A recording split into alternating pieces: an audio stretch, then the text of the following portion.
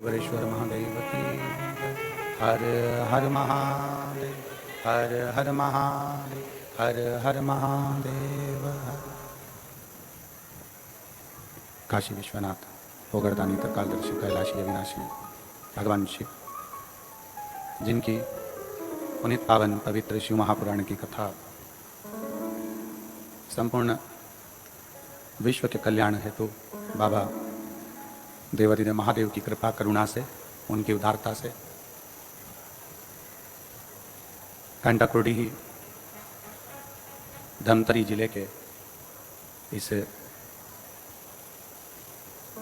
रामपथ वनगमन के क्षेत्र में भगवान शिव की कृपा से, भगवान देवाधिदेव महादेव की करुणा से आप और हम सभी पवित्र पावन इस वनवासी क्षेत्र में शिव महापुराण की कथा का लाभ ले रहे हैं। भगवान देवाधिदेव महादेव भगवान शिव,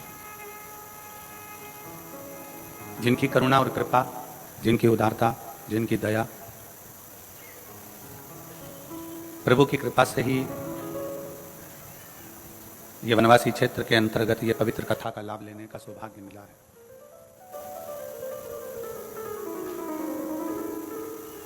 कथा बहुत बड़े बड़े क्षेत्रों में हुई, पर एक छोटे से छोटे ग्रामीण क्षेत्र के अंतर्गत भी जो भक्त शंकर की आराधना में लगे हुए हैं, शिव की भक्ति में लगे हुए हैं, उन तक ये कथा पहुंचे। इसलिए ये पवित्र कथा कुबेरेश्वर धाम से चलती चलती रुद्रेश्वर धाम तक पहुंची है और ये माँ जगत जननी जगदम्बा दुर्गा भवानी के इस पवित्र प्रांगण में आई है। एक श्राद्ध पक्ष के, पितृपक्ष के इस पवित्र आयोजन में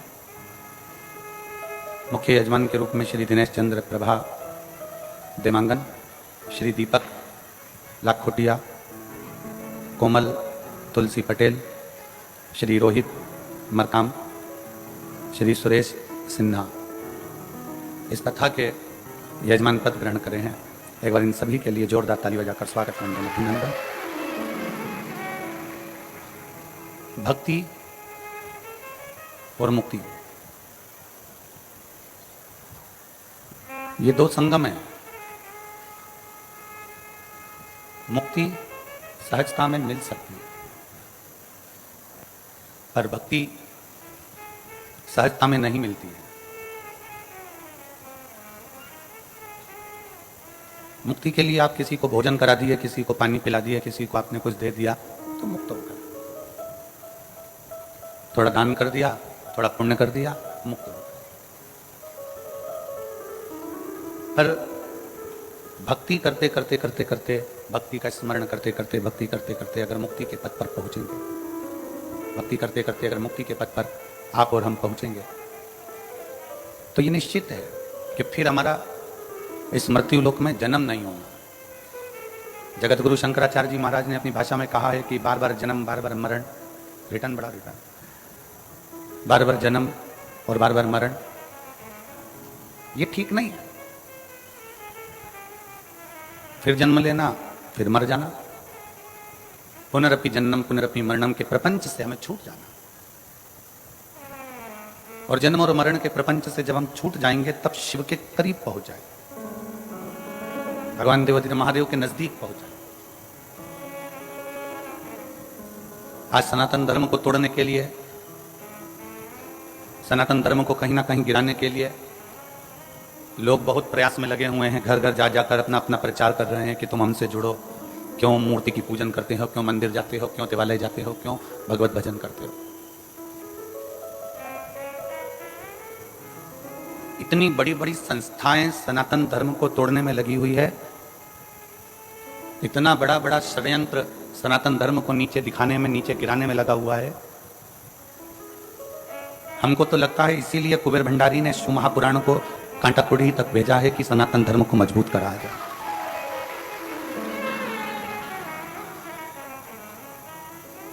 जिस क्षेत्र में धर्म का परिवर्तन हो रहा है, धर्म को बदला जा रहा है। सनातन धर्म को छोड़कर लोग अन्य धर्म की ओर बढ़ रहे हैं।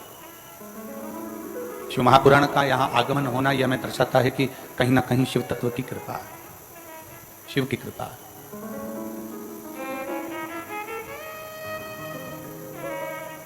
जीवन में कहीं मत भटको।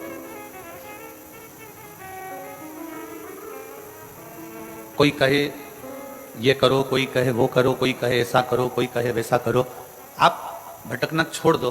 आप तो एक काम करो, सारी समस्या का हल एक लोटा। आप क्यों भटक रहे? किसके लिए भटक रहे? इतनी लाखों की संख्या में आप लोग यहां पहुंचे हो ना।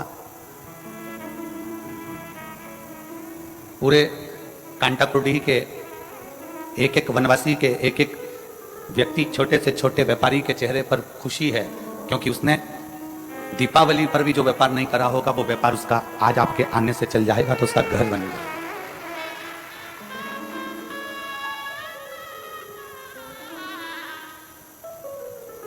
उसकी कृपा पार है। वो करुणा सागर, वो दया सागर।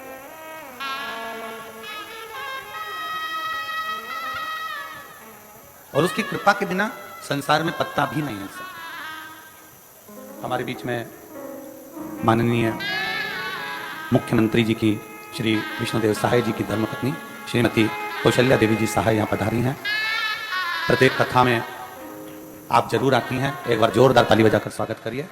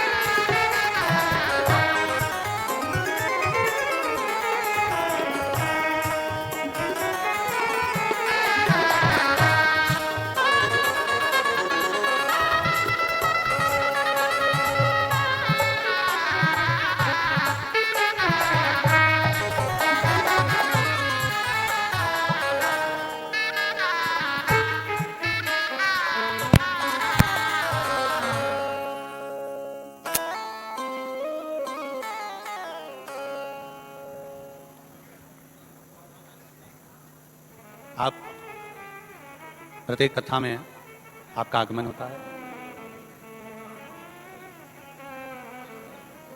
और प्रत्येक कथा छत्तीसगढ़ के अंतर्गत तो अगर हो रही है, छत्तीसगढ़ के अंतर्गत अगर कथा चल रही है, छत्तीसगढ़ में अगर कथा चल रही है, तो छत्तीसगढ़ की इस पवित्र भूमि पर आपका आगमन जरूर होता है।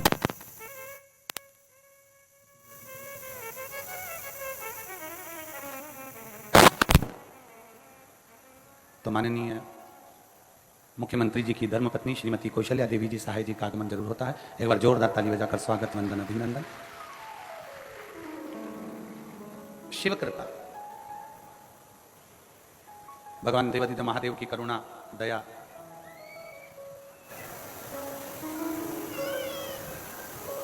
तो यदि आप और हम सब भगवान शिव की इस पवित्र कथा का रसपान कर रहे हैं, भगवान शंकर की इस पवित्र कथा को श्रवण कर रहे हैं, तो यह निश्चित है कि कहीं ना कहीं हमारे शंकर भगवान, कहीं ना कहीं हमारे देवादिदेव महादेव की करुणा, कृपा और उनकी उदारता, उनकी दया। और जब तक उसकी कृपा नहीं होती, जब तक उसकी करुणा नहीं होती, तब तक आप और हम भगवान शंकर की कथा में पहुंच भी नहीं सकते हैं। हम पहले भी कहते हैं, आज फिर कहते हैं कि धमतरी जिले के जितने श्रोता भाई बहन यहाँ बैठे हुए हैं या दूसरे प्रदेश से आए हुए शुभ भक्त अगर यहाँ बैठे हुए हैं, तो अपने अपने घर जाकर नजर जरूर करवा लेना कि शिव ने आप पर कृपा करी जो आप यहाँ पहुंचे हो। बिना शिव कृपा के कोई नहीं जा पाता, बिना शंकर की करुणा के कौन पहुंच पाता। कि तेरी कृपा बिना ना हिले एक भी अणु ले, ये उसकी करुणा है, ये उसकी उदारता है, ये उसकी दया है। हम एक बार पहले कथा में कहे थे कि सुखी जीवन के लिए अच्छा घर का होना जरूरी नहीं है। सुखी जीवन के लिए अच्छा घर का होना जरूरी नहीं है। सुखी जीवन के लिए घर के अंदर सोफा सेट होना जरूरी नहीं है। सुखी जीवन के लिए घर के अंदर टीवी होना जरूरी नहीं है। सुखी जीवन के लिए घर के अंदर बहुत सारे ठाठ होना जरूरी नहीं है। सुखी जीवन के लिए घर में सोना चांदी हीरा पन्ना ये सबका होना जरूरी नहीं है। शिव महापुराण की कथा कहती है सुखी जीवन के लिए घर का माहौल अच्छा होना बहुत जरूरी है। सबसे ज्यादा जरूरी है घर का माहौल। सबसे ज्यादा जरूरी है घर की शांति।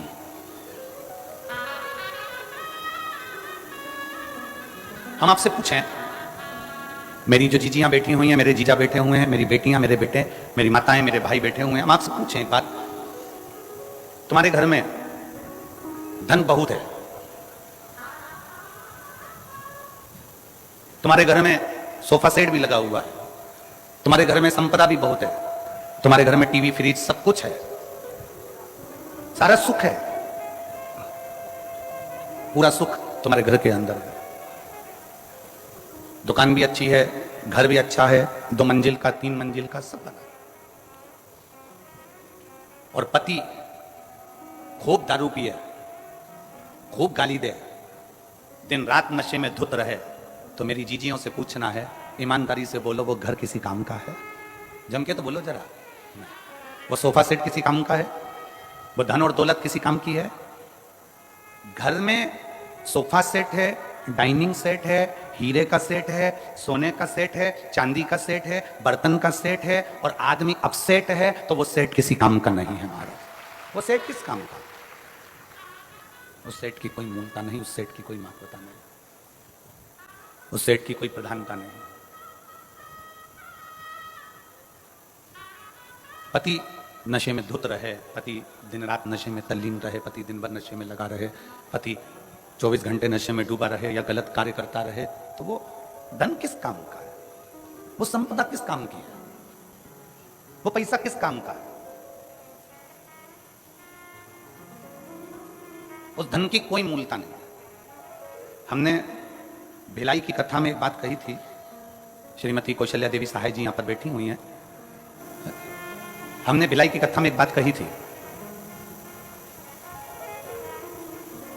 कि भारत की भूमि का कोई ऐसा मुख्यमंत्री नहीं है जिनकी धर्मपत्नी कथा बैठकर सुनती हो। केवल छत्तीसगढ़ शासन के मुख्यमंत्री जी ऐसे हैं जिनकी धर्मपत्नी कथा में बैठती है। और मैं इनको बहुत बहुत धन्यवाद भी देता रहता हूं कि आपको साधुवाद है। और पूरी टीवियां खोलकर देखना, दिन भर कथा आती है, प्रत्येक प्रदेश की आती है, प्रत्येक देश की आती है, पर कहीं पर कोई आपको नहीं मिलेगा। पर शंकर के प्रति जो इनका विश्वास है, दोनों धर्मपत्नी, पति और पत्नी दोनों का, माननीय मुख्यमंत्री जी का भी और माननीय मैडम, जो विश्वास शिव के प्रति है,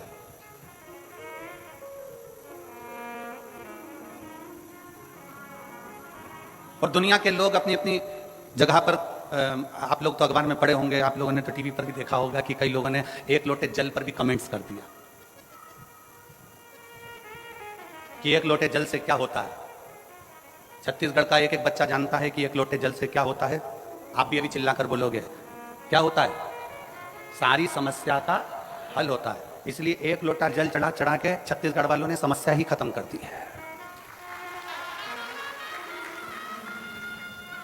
छत्तीसगढ़ वालों ने 1 लोटा जल चढ़ा चढ़ा के समस्या खत्म कर दी। इसलिए अब लोगों को लग रहा है जगह जगह जाकर कर रहे हैं जल चढ़ाने से क्या होगा, क्या होगा, क्या होगा। उनको चिल्ला कर कहना चाहिए सारी समस्या का हल लोटा जल।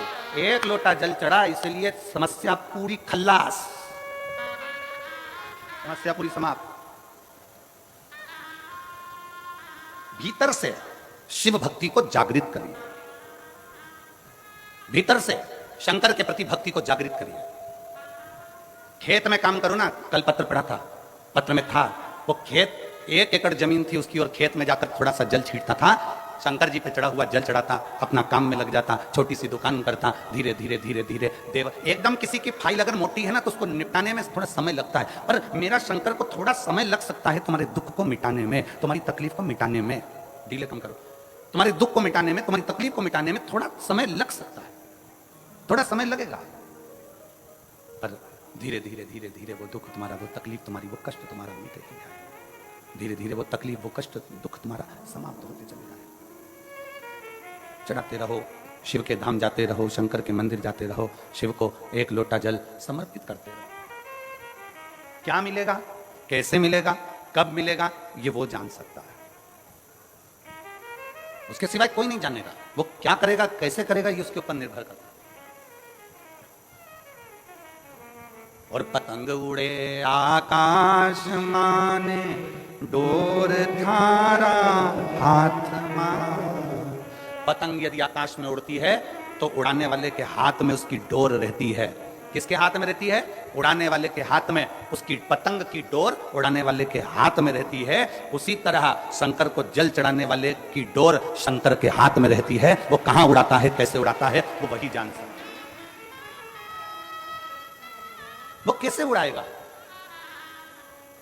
क्या करेगा, कैसे उसको आगे बढ़ाना है, कैसे उसको अग्रण्यता लाना है, ये उसके ऊपर निर्भर करता है।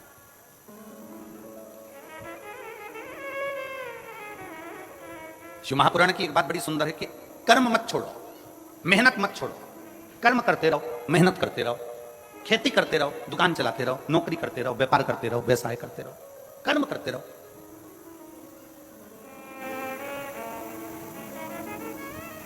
आज तक इस व्यासपीठ ने यह नहीं कहा कि तुम केवल शंकर जी के मंदिर में जाकर बैठ जाओ, अपना काम मत करो। बोला कभी? इस व्यासपीठ ने एक बात जरूर कही कि अपनी मेहनत करते रहना, अपना कर्म करते रहना, अपनी लगनता से काम करते रहना। खेत में जाओ, खलियान में जाओ, दुकान पर जाओ, मेहनत करो, सब कुछ करो, पर सबसे पहले अपने घर से निकलकर एक लोटा जल भरकर शंकर जी का जो मंदिर पास में हो उसको ले जाकर चढ़ाओ, उसके बाद अपने काम में लग जाओ। क्यों? क्योंकि तुम जो काम करोगे, मेहनत करोगे, शंकर जी को एक लोटा जल चढ़ाकर अगर करोगे तो शंकर तुम्हारी मेहनत को चार चांद लगा देगा और उसका फल जरूर देगा। मेहनत करो, कर्म करो। ये व्यासपीठ कभी ऐसा नहीं कहती कि कर्म मत करो। भगवान शंकर ने अपने दोनों बेटों से कहा जो पृथ्वी की परिक्रमा कर आएगा उसको प्रथम गिनती में गिना जाएगा। अगर शंकर जी चाहते तो अपने बेटे को राज सिंहासन दे देते कि मैं कार्तिकेय को पृथ्वी का अधिपति बनाता हूं, मैं गणेश जी को पृथ्वी का अधिपति बनाता हूं। पर पहले भगवान शंकर पार्वती ने कर्म करवाया कि जाओ परिक्रमा कर आओ। पहले मेहनत करो, कर्म करो, और तुम मेहनत करोगे, कर्म करोगे तो सफलता मिलेगी ही, ये निश्चित है, सफलता मिलेगी। और कहीं का महाराज तुमको मिल जाए, कहीं का बाबा जोगी ऐसा मिल जाए कि तुम मेरे पास में आके बैठ जाना, तुम्हें कुछ नहीं करना पड़ेगा और तुम्हें सोने के हंडे मिल जाएंगे, तुम्हें सोने का घड़ा मिल जाएगा, तो सबसे पहले हमें बताना, हम भी चले जाएंगे। दुनिया का कोई महाराज अगर तुमसे कहता है कि मेरे पास आकर बैठ जाओ, दुनिया का कोई बाबा जोगी तुम्हारे पास आकर कह दे कि तुम मेरे पास में आके बैठ जाओ, तुम्हारा दुख में काट दूंगा, तुम्हारा कष्ट में काट दूंगा, तुम्हारी तकलीफ में मिटा दूंगा, तो समझ लेना पक्का झूठ बोल रहा है। क्योंकि व्यक्ति को अपना कर्म जरूर करना पड़ता है, व्यक्ति को अपनी मेहनत जरूर करना पड़ता है। अब हम आपसे पूछें, आप सब अपना अपना गांव छोड़कर, नगर छोड़कर, घर छोड़कर बहुत दूर गाड़ियां खड़ी करवा दी और पैदल चलकर कथा के पंडाल में पहुंचे। मेहनत करी कि नहीं करी, कर्म करा कि नहीं करा? कर्म करा तो यहां तक पहुंचे, पहुंचे हो, कथा मिल रही है, पहुंचे हो तो कथा श्रवण कर रहे हो, मिल रही है। तो यह अंदाजा लगाकर रखना, अगर तुम कथा तक आए हो तो एक ना एक दिन मेरा शंकर भी तुम्हारे दरवाजे तक जरूर आएगा। आपकी लगनता से, आपके कर्म से, आपकी मेहनत से मेरा शिव आपके नजदीक पहुंचता है। भगवान शंकर ने गणेश जी से यह नहीं कहा कि तू बैठ जा सिंहासन पर, भगवान शंकर ने षडानंद कार्तिकेय जी से यह नहीं कहा कि तू बैठ जा सिंहासन पर। भगवान शंकर ने कहा जो पृथ्वी की परिक्रमा कर आएगा उसको प्रथम गिनती में गिना जाएगा। उसी को स्थान मिलेगा जो मेहनत कर रहा है, उसी को स्थान मिलेगा जो परिश्रम कर रहा है। जो मेहनत ही ना करे, परिश्रम ही ना करे तो क्या मतलब? बिना मेहनत के कैसे आगे बढ़ेगा?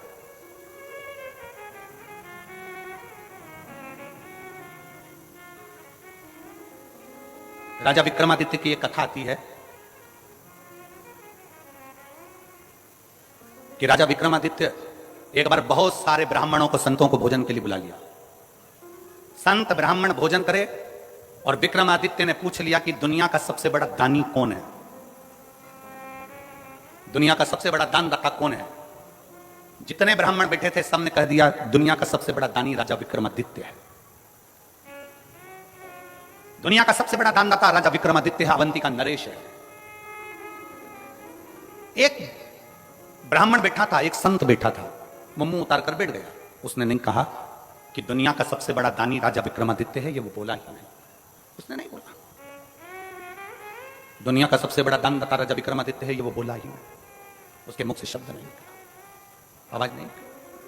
राजा विक्रमादित्य ने देखा कि ये बहुत देर से बैठा है, चुप होकर बैठा है, सबने बोला पर ये नहीं बोला है, इसका मुख उतरा हुआ है, इसका चेहरा उतरा हुआ है, जरा मैं इससे पूछूंगा जरूर, इसके मन में कुछ चल रहा है। राजा विक्रमादित्य ने उसको बुलाया और बुलाकर पूछा, क्यों ब्राह्मण देवता, सबने कहा कि दुनिया का सबसे बड़ा दानवीर राजा विक्रमादित्य है, पर आपने नहीं बोला, क्या बात है? आपके मन में कोई संशय है? आपके मन में कोई प्रश्न है? आपके मन में कोई बात है? बताओ जरा, क्या बात है? क्या संशय है? क्या विचार है आपका? राजा विक्रमादित्य की बात सुनी तो ब्राह्मण को लगा, अगर मैं बोल दूंगा, राजा के पक्ष की बात बोलूंगा तो मुझे इनाम मिलेगा, पर राजा के विपक्ष की बात बोलूंगा तो मुझे मृत्युदंड मिल सकता।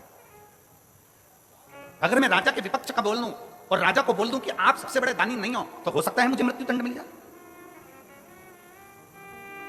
हो सकता है कि मुझे मृत्युदंड मिले। नहीं नहीं महाराज, ऐसी कोई बात नहीं है। राजा विक्रमादित्य ने कहा, नहीं महाराज, आप ब्राह्मण होकर झूठ नहीं बोल सकते। अगर ब्राह्मण होकर झूठ बोल रहे हो तो यह श्रेष्ठता नहीं है तुम्हारी। झूठ बोला था गौ माता ने भगवान राम जी के आगे, तो आज भी गौ माता का मुख झूठा कहा जाता है, इसलिए गौदान गाय की पूंछ पकड़कर किया जाता है। आप झूठ ना बोलिए, आप सत्य बोलने का प्रयास करिए।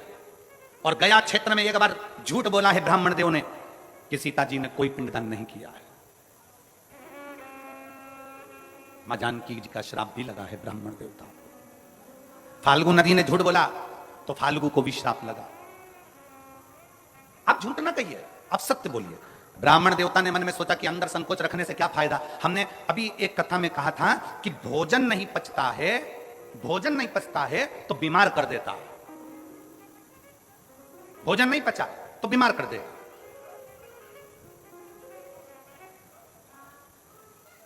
यदि भोजन नहीं पचा तो हमको बीमार कर देगा, और किसी की बात नहीं पची तो चुगलखोर बना देती है। अगर बात नहीं पची और किसी ने कहा तुमसे ऐसा ऐसा ऐसा और बात नहीं पची ना, तो तुम 10 जगह जाकर कहोगे उसने तो मुझे ऐसा कहा था, उसने तो मुझे ऐसा बोल दिया था, उसने तो मुझे ऐसा कर दिया। चुगलखोर तुम्हें तुरंत बना देगा, एक चुटकी के अंदर चुगलखोर बना देगा अगर बात नहीं पची तो।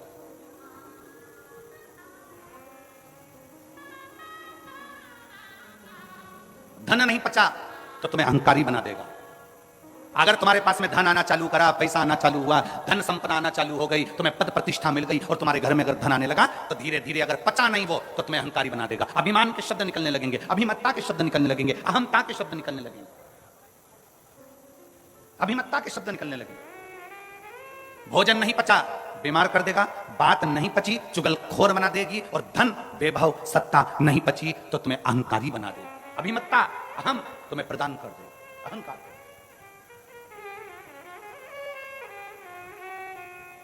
कई बार बड़े बड़े अगर कोई ऑफिसर हो जाते हैं और उनके घर के बच्चे अगर धन देख लेते हैं कि हमारे पिता के पास में कितना धन है, हमारे घर में कितना धन है, हमारे दादाजी के पास कितना धन है, हमारे दादा ये पद पर रहे, हमारे पिता ये पद पर रहे और उनके पास में इतना धन है, तो कई बार बच्चे चलते चलते रोडों पर भी किसी ना किसी से अपशब्द कहते हुए चले जाते हैं। तो मुझे जानता नहीं है, तो मुझे पहचानता नहीं है, मैं किस ऑफिसर का बेटा हूं, तूने मुझे देखा नहीं है, मैं कौन हूं तो मुझे जानता नहीं है। मतलब धन पच नहीं रहा, धन पच नहीं रहा इसलिए अहंकार हो गया है।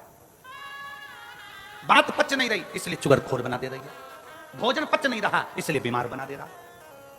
बचना भी तो चाहिए। भोजन पचेगा तो कभी बीमार नहीं होगे, बात पचेगी तो कभी चुगलखोर नहीं होगे, धन पचेगा तो कभी अहंकारी नहीं होगे। पचाना सीखो, पचाना सीखो। विक्रमादित्य जी के सामने राजा के सामने ब्राह्मण खड़ा और ब्राह्मण पूछ रहे हैं, राजा विक्रमादित्य पूछ रहे हैं, तुम्हारे मन में कोई बात है जल्दी बोलो, क्या बात है। इतने में उसने कहा, सरकार मैं बोल तो दूंगा महाराज, मैं बता तो दूंगा, पर आप मुझ पर नाराज तो नहीं होगे। राजा विक्रमादित्य ने कहा, मैं नाराज नहीं होगा, तुम बताओ बात क्या है। राजा विक्रमादित्य के सामने ब्राह्मण ने कह दिया, महाराज तुम कहते हो कि दुनिया के सबसे बड़े दानी कौन। सबने कहा कि राजा विक्रमादित्य दुनिया का सबसे बड़ा दानी है, पर मैं कहता हूं राजन, समुद्र के उस पार एक चंद्रायन नाम का राजा रहता है, वो एक दिन में 1 लाख सोने की मुद्रा का दान करता है। एक दिन में जब तक वो 1 लाख सोने की मुद्रा का दान ना कर दे तब तक ना वो अन्न ग्रहण करता है ना वो पानी पीता है। राजा विक्रमादित्य ने सोचा कि ये ब्राह्मण बोला। राजा विक्रमादित्य ने फूल की माला ब्राह्मण को पहनाई, कहा तुमने हिम्मत तो करी है। जैसे कल वो बेटी ने प्रश्न लिखकर भेजे तो हमको अच्छा लगा, इसलिए हमने उस बेटी को यहां बुलाया कि कम से कम बेटी ने हिम्मत तो करी है, बोलने की सामर्थ्यता तो रखी है, लिखने की सामर्थ्यता तो रखी है। केवल सहे जाओ सहे जाओ सहे जाओ, वो श्रेष्ठता नहीं है। थोड़ा बोलने की भी दम चाहिए, थोड़ा लिखने की भी सामर्थ्यता चाहिए।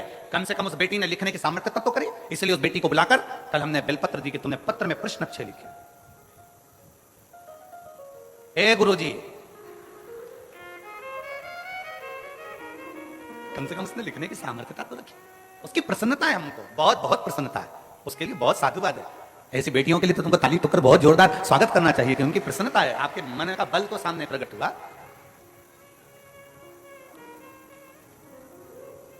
ये भीतर की प्रबलता है उसकी। राजा ने माला मंगवाई, ब्राह्मण के गले में पहनाई कि तुमने बोलने की सामर्थ्यता तो रखी। राजा को रात भर नींद नहीं आई, रात भर, कि ऐसा कौन सा राजा है जो 1 लाख सोने की मुद्रा रोज देता है, उसके बाद भोजन करता है, पानी पीता है, जरा मैं पता तो करो। राजा ने आधी रात को एक सेवक के कपड़े पहने और राजा समुद्र के पार चला गया। समुद्र के पार जाकर राजा उस राजा चंद्रायन के पास पहुंचा और वहां के द्वारपालों से विनती करी कि मुझे राजा से मिलना है। राजा से मिले, बताया नहीं कि मैं राजा विक्रमादित्य अवंतिका नरेश हूं। जाकर कहा महाराज मैं अवंतिका नरेश हूं, ये नहीं कहा, ये नहीं बोल, कुछ नहीं। जाकर कहा महाराज मुझे आपके यहां काम की जरूरत है, आप मुझे काम पर रख लेंगे? मुझे यहां काम पर रख लेंगे? मुझे यहां काम दे देंगे? आप मुझे काम प्रदान कर देंगे? राजा चंद्रायन ने Have you ever wondered that a journey to a healthy you starts from your kitchen? Try Olive Active Oil. तुम क्या काम कर सकते हो बताओ, क्या काम करोगे तुम वो बताओ। विक्रमादित्य ने कहा, राजा विक्रमादित्य एक सेवक के वेश में खड़े होकर कहते हैं महाराज जो कोई नहीं कर सकता वो काम में कर सकता, जो कोई ना कर सके। क्योंकि राजा विक्रमादित्य काम इसलिए कर सकता है, जो कोई नहीं कर सकता वो राजा विक्रमादित्य इसलिए कर सकता है क्योंकि राजा विक्रमादित्य के पास में बेताल था। बेताल को बोल देता तो सब काम हो जाता। तो उसको मालूम है कि जो कोई ना कर पाए वो राजा विक्रमादित्य कर पाए। ठीक है, राजा चंद्रायन को प्रसन्नता हो गई कि ऐसा सेवक मुझे मिल गया। द्वारपाल लगा दिया, उसको दरवाजे पर खड़ा कर दिया। राजा विक्रमादित्य दरवाजे पर खड़े थे। सुबह सुबह ब्रह्म मुहूर्त में राजा चंद्रायन उठते और उठकर नहाने के लिए समुद्र पर जाते। समुद्र में नहाकर एक देवी के मंदिर में जाते। देवी के मंदिर में जाकर प्रणाम करते मां को, और प्रणाम करने के बाद एक खोलता हुआ तेल, उकलते हुए तेल में राजा चंद्रायन उसके अंदर तेल में बैठ जाते। बैठते बैठते तेल में राजा चंद्रायन का पूरा शरीर जल जाता, पूरा शरीर पक जाता। तब कई योगिनी आती उस देवी के मंदिर से, कई योगिनी आकर उसको नोच नोच कर खाती, और खाते ही राजा चंद्रायन के ऊपर देवी मां उसी समय पर बाहर निकलती मंदिर से, हाथ में चल लेकर राजा चंद्रायन पर छींटती और राजा चंद्रायन वापिस जीवित हो जाता। और देवी उसको 1 लाख सोने की मुद्रा दे देती और राजा वो सोने की मुद्रा ले जाकर विक्रमादित्य ने ये देख लिया। राजा विक्रमादित्य ने ये देखा, राजा विक्रमादित्य ने ये जाना कि ये देवी के मंदिर में आता है, वो पानी में उकलता है, तेल में उकलता है, उकलने के बाद देवी जी इसको 1 लाख सोने की मुद्रा दे देती है। अब राजा विक्रमादित्य ने विचार करा, बस देखना था कि मुद्रा आती कहां से। राजा विक्रमादित्य सुबह दूसरे दिन खुद पहुंच गया। राजा उठकर जाता, उससे पहले विक्रमादित्य गया। विक्रमादित्य जाते से ही स्नान करा, देवी को प्रणाम करा, खोलते तेल में खुद बैठ गया। उसका शरीर जला, जलने के बाद देवी प्रकट हुई। देवी ने प्रकट होकर जल छीटा, विक्रमादित्य जीवित हो गया। जीवित हुआ, देवी ने 1 लाख सोने की मुद्रा राजा विक्रमादित्य को देना चाहिए। राजा विक्रमादित्य ने कहा मां मुझे ये सोने की मुद्रा नहीं चाहिए। राजा फिर गया, नहाया, नहा के फिर खोलते तेल में कूद गया, वापिस कूदा, देवी ने फिर जीवित कर दिया। देवी जी ने फिर सोने की मुद्रा दी 1 लाख। राजा ने कहा मुझे सोने की मुद्रा नहीं चाहिए। फिर गया, फिर नहाया, फिर कूद गया खोलते हुए तेल में। 7 बार राजा विक्रमादित्य खोलते हुए तेल में बार बार गिर रहा था। 7 बार राजा विक्रमादित्य खोलते हुए तेल में जा रहा था। आखिरी में जब खोलते तेल में जाने लगा 8वीं बार, तब देवी ने उसका हाथ पकड़ लिया। अरे विक्रमादित्य तुझे चाहिए क्या, वो तो बोल। राजा विक्रमादित्य ने कहा मां तू मुझ पर दया करती है ना, तो जिस थैली में से तू 1 लाख मुद्रा रोज देती है वो थैली मुझे दे दे मां, वो थैली मुझे। जिस 1 लाख मुद्रा तू जिस थैली में से रोज देती है वो थैली मुझे दे दे। राजा विक्रमादित्य के हाथ में जगत जननी दुर्गा भवानी ने थैली दे दी। उसी समय मंदिर गायब हो गया, उसी समय मंदिर समुद्र में डूब गया, उसी समय पर सारी देर वो कड़ाव तेल का चले गया। इतनी देर में राजा विक्रमादित्य तो चले गए, इतने में चंद्रायन राजा आए। चंद्रायन राजा ने देखा क्या तो देवी का मंदिर ही नहीं है, समुद्र में चले गया, ना तो कोई खोलता हुआ तेल है ना कुछ है। राजा चंद्रायन घर पहुंचे और उनकी आंख में जल पड़ा था, पलंग पर सो गए, बीमार पड़ गए, चिंता में पड़ गए। मेरा नियम टूट जाएगा, मैं 1 लाख सोने की मुद्रा दान करता था, मेरा पूरा की पूरा नियम आज समाप्त हो जाएगा। 1 लाख सोने की मुद्रा दान करता था, आज मेरा पूरा नियम समाप्त हो जाएगा। पूरा पूरा क्या करूं मैं, क्या करूं, क्या करा जाए, कैसे करा जाए। बीमार पड़ा राजा, राजा बीमार, पूरे नगर में सूचना हो गई, पूरे नगर में, पूरे नगर। और पूरे नगर में जब सूचना हुई, पूरे नगर में जब सूचना हुई, सारे नगर में सूचना पहुंच गई। और पूरे नगर में जब सूचना पहुंची, सूचना होने पर मालूम पड़ा कि राजा बीमार पड़ गया। विक्रमादित्य राजा के पास में पहुंचे और राजा विक्रमादित्य ने कहा, महाराज आप बीमार क्यों पड़े हो? राजा चंद्रायन ने अपनी पूरी बात बता दी। विक्रमादित्य ने कहा, महाराज बीमार मत होइए, ये सोने की थैली लीजिए, रोज 1 लाख मुद्रा इसमें से निकाल लीजिए, दान कर दीजिए। राजा चंद्रायन ने पूछा विक्रमादित्य से, तुम्हारे पास ये थैली कैसे आ गई? महाराज जब आप मुझे सुबह अपने साथ लेकर गए, मैं दरवाजे पर खड़ा था, मैंने देखा आप खोलते हुए तेल में उकल रहे थे, चीख रहे थे, आपका दर्द मुझसे सहन नहीं हुआ, इसलिए देवी माँ की आराधना कर कर वो थैली में आपके लिए लेकर आ गया। ये लो थैली आपके पास में रखिए। वो थैली में आपके लिए लेकर आ गया, ये थैली आपके पास रखिए। ब्राह्मण को सूचना मिली कि राजा चंद्रायन को सोना उगलने वाली थैली विक्रमादित्य दिया है। तब राजा के दरबार में आकर ब्राह्मण चिल्लाकर बोला कि राजा विक्रमादित्य जैसा दानी दुनिया में कोई नहीं हो सकता। अगर वो थैली धमतरी वालों तुम्हें मिल जाती तो संसार के किसी व्यक्ति को वो सोना उगलने वाली, सोना देने वाली, 1 लाख स्वर्ण मुद्रा देने वाली थैली संसार के किसी व्यक्ति को मिल जाती तो कोई उस चंद्रायन राजा को नहीं देता, स्वयं दान करता, स्वयं करता। पर विक्रमादित्य वो दानी थे जो दूसरे का दुख देखा नहीं जाता था। उनको उकलते हुए तेल में देखा, उनको तड़पते हुए देखा, तो राजा विक्रमादित्य ने सोचा ये रोज तेल में उकलेगा, इसलिए मुझे ये देखा नहीं जाएगा, तो सोने की थैली दे दी। अब मत उकलना, ये सोने की मुद्रा तुम दान करते रहो, ये सोने की मुद्रा तुम देते रहो, ये सोने की मुद्रा तुम प्रदान करते रहो। दानी वो नहीं है जो बहुत सारा धन दे दे, दानी वो नहीं है जो किसी को वस्त्र दे दे, दानी वो नहीं है जिस किसी को पूंजी दे दे, दानी वो नहीं है जो किसी को स्वर्ण दे दे, दानी वो नहीं है जो बहुत सारा धन दौलत संपदा दे दे। दानी वो है जो दूसरे का चेहरा देखकर पहचान जाए कि इसके दिल में दर्द क्या है, इसको तकलीफ क्या है, इसको कष्ट क्या है, इसके अंदर इतना दर्द क्यों छुपा हुआ है, ये रोता क्यों है, क्यों इसकी आंख में आंसू है। दुनिया का सबसे बड़ा दान, अगर संसार का कोई दान सबसे बड़ा है तो वो प्रेम का दान है। आप किसी के दुख में शामिल हो जाएं, आप किसी के तकलीफ में शामिल हो जाएं, आप किसी के कष्ट को थोड़ा कम कर दीजिए, किसी के यहाँ जाकर उसके दुख को कम कर दीजिए, किसी के कष्ट को कम कर दीजिए, तो दुनिया के दानी कहलाओगे। इसलिए शंकर भगवान को ओघड़ दानी कहा जाता है। शिव जी को ओघड़ दानी इसलिए कहते हैं क्योंकि मेरा भोलेनाथ 1 लोटा जल चढ़ाने वाले का दुख नहीं देख सकता, उसका दुख तुरंत काट देता है, इसलिए उसको ओघड़ दानी कहते हैं। मेरे शंकर भगवान को ओघड़दानी इसलिए कहा जाता है क्योंकि वे दूसरे का दुख नहीं देख सकते, दूसरे की तकलीफ नहीं देख सकते, दूसरे का दर्द नहीं देख सकते। जो शंकर जी के मंदिर में गया, गरीब है, अमीर है, जैसा है, शिव को 1 लोटा जल चढ़ाता है तो उसके दुख को वो काट देता है, उसके दर्द को वो मिटा देता है।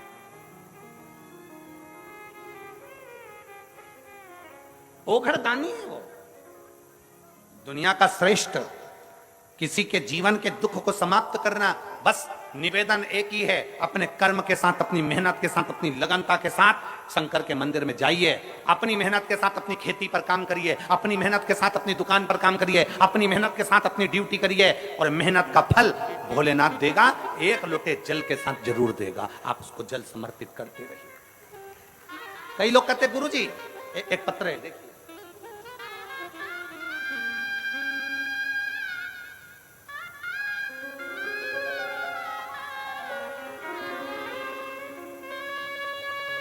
मैं नेहा मुकेश शुक्ला, निवास ग्राम मावली पारा, तहसील सरोना, जिला कांकेर की निवासी हूं। कहीं बैठी हैं तो हाथ हिला सकती हैं। अगर कहीं बैठी हो, मैं नेहा मुकेश शुक्ला, निवास ग्राम मावली पारा, तहसील सरोना, जिला कांकेर की निवासी हूं। कहीं बैठी हो तो हाथ हिला सकती हैं। अगर कहीं बैठी हो तो हाथ हिला सकती हैं। महाराज जी, 2012 में मेरी शादी हुई।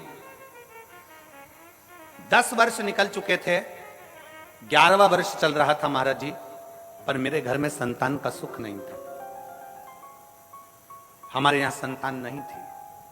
गुरुदेव 10 वर्ष तक 3 बार डॉक्टरों के कहने पर हमने आईवीएफ करवाया। 3 बार हमने डॉक्टरों के कहने पर आईवीएफ करवाया और 3 बार डॉक्टरों के कहने पर जब आईवीएफ के माध्यम से भी संतान प्राप्त करना चाहते थे, लेकिन असफल रहे। आपके कथा शिव महापुराण टीवी के माध्यम से सुनना, जिसमें आप हमेशा पशुपतिनाथ और सफेद आंकड़े की जड़ का जिक्र किया करते हैं। मैंने फिर आपके कहने पर पशुपतिनाथ का उपवास किया और सफेद आंकड़े को अपने कमर में बांधा, फिर भी असफलता ही हुई।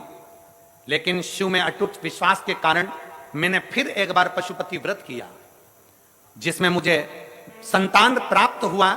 मैं बाबा को यहां धन्यवाद देने के लिए आई हूं गुरुदेव, कि दुनिया का कोई व्यक्ति नहीं कर पाता जो देवाधिदेव महादेव कर जाता है।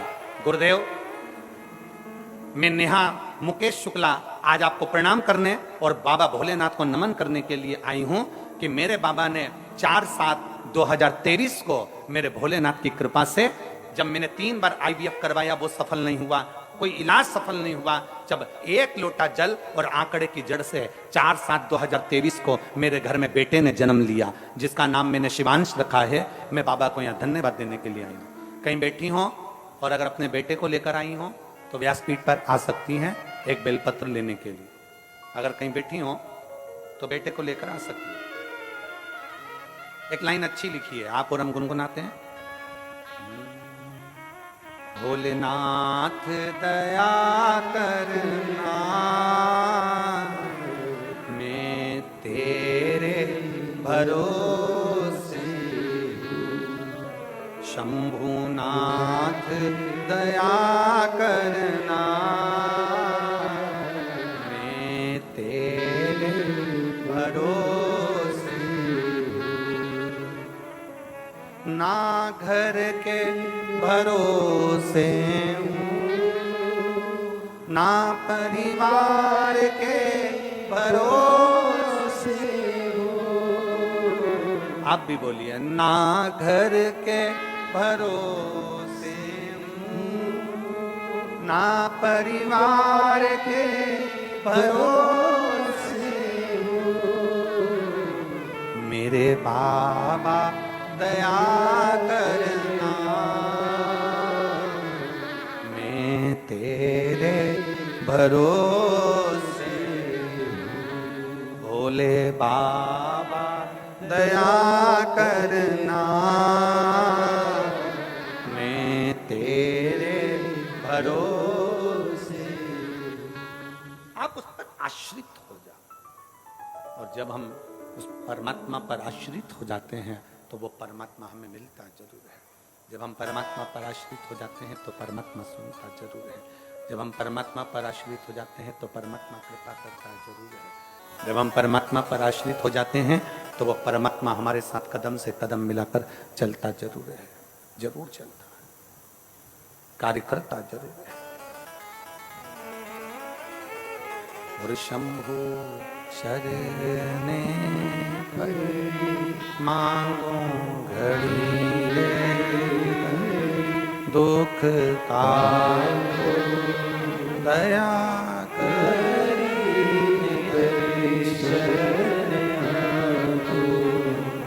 कृपा क्यों ना। आप उस पर आश्रित हो जाओ पूर्ण भरोसे के साथ, पूर्ण श्रद्धा के साथ। और जब पूर्ण श्रद्धा पूर्ण भरोसे के साथ जब हम आश्रित होंगे, पूर्ण श्रद्धा पूर्ण भरोसे के साथ जब हम आश्रित होंगे, तो क्यों ना सुनेगा वो। प्रेशर बढ़ाओ, प्रेशर। पूर्ण श्रद्धा पूर्ण विश्वास के साथ क्यों ना सुनेगा।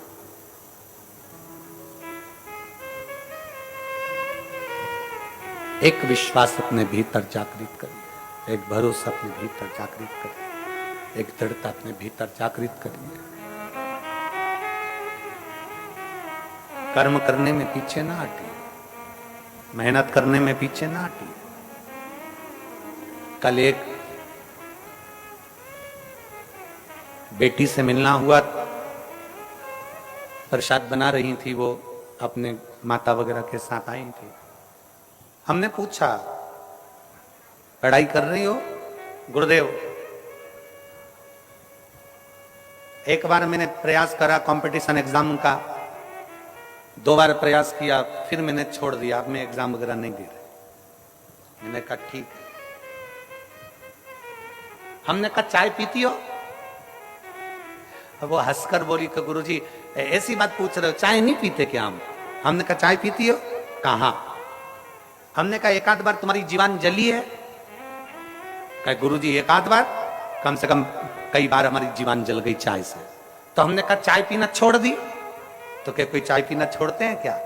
हमने कहा जब चाय से जीवान जल रही है तो भी तुम चाय पी रहे हो, तो एक आध 2 बार अगर कंपटीशन एग्जाम में फेल भी हो गए तो फिर मेहनत करो, एक दिन सफलता तुम्हारे हाथ लगेगी जरूर।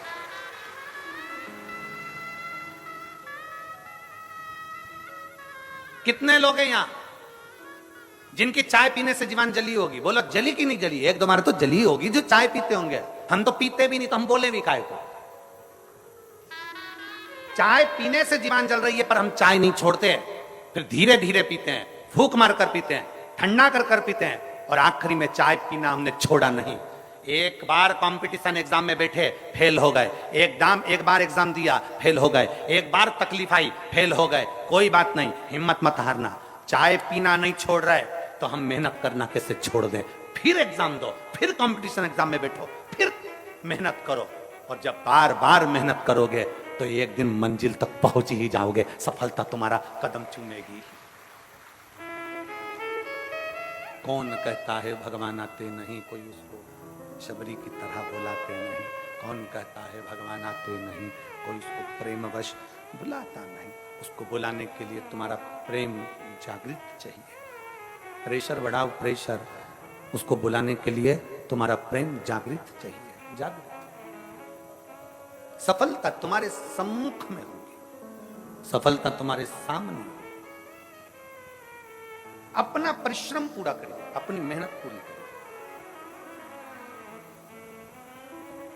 शिव कथा कर रही है, ब्रह्मा जी और भगवान विष्णु ने मिलकर मंथन किया एक पर्वत का। उस पर्वत में से खंभ प्रकट हुआ अग्नि का। उस अग्नि के खंभ में भगवान शंकर के शिवलिंग की आकृति प्रकट हुई।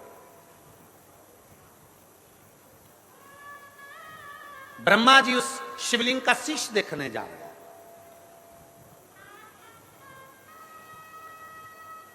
भगवान नारायण उसका चरण देखने जा रहे हैं। ब्रह्मा जी शीश देखने जा रहे हैं, नारायण चरण देखने जा रहे हैं। नारायण को चरण नहीं मिले, वापिस आ गए।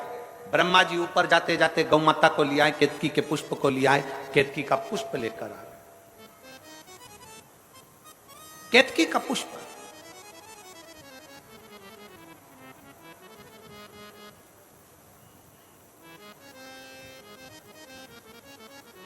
जिस केतकी के पुष्प को सबसे ज्यादा अहंकार था, जितनी चीजों को अहंकार होता है शंकर उसको स्वीकार नहीं करते। शंकर भगवान उसको स्वीकार नहीं करते। कामदेव को अहंकार था, कामदेव को अहंकार था कि मैं सबकी समाधि को तोड़ सकता हूं। कामदेव का अहंकार था कि मैं बड़ा सुंदर हूं। रति के पति कामदेव अपने आप को कहते हैं कि मेरी सुंदरता बड़ी प्रबल है। शंकर नेत्र खोलकर उस कामदेव को जलाकर भस्म कर देते हैं। चंद्र को अहंकार था सुंदरता का, काया का रोग हो जाता है और चंद्र उसको मस्तक पर स्वीकार कर लेते हैं। गंगा को अहंकार था कि मुझ में वो वेग है कि पृथ्वी पर कोई मुझे झेल नहीं सकता। शंकर भगवान से भागीरथ जी ने कहा कि गंगा पृथ्वी पर आए। गंगा किसके लिए आई? गंगा गंगा या मृत्यु लोक में आई किसके लिए? कि पुत्र सगर के तारे, राजा सागर, राजा सागर,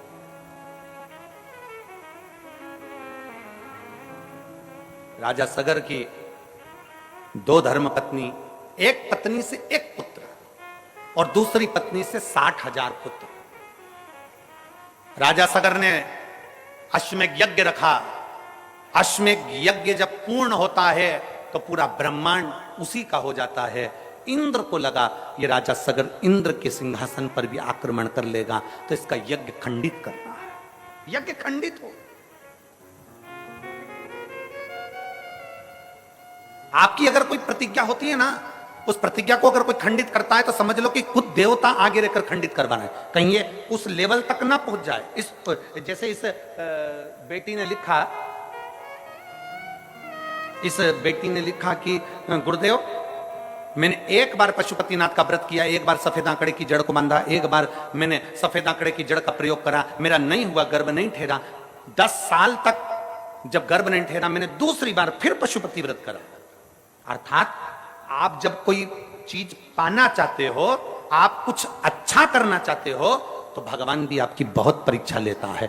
एक बार पशुपति व्रत करा नहीं हुआ, 2 बार पशुपति व्रत करा नहीं हुआ, एक बार सफेद आंकड़े की जड़ बांधी, उतने में हताश हो गए कि हमने तो एक बार बांध के देख ली, हमने 2 बार बांध के देख ली, हमारा तो गर्भ ही नहीं ठहरा, हमने तो सियोर वाले महाराज की कथा 3-4 बार सुन के देख ली, हमारा तो गर्भ ही नहीं ठहरा, हमारा तो ये काम नहीं हुआ, हमारा तो वो काम नहीं हुआ। कभी कभी विचार करो,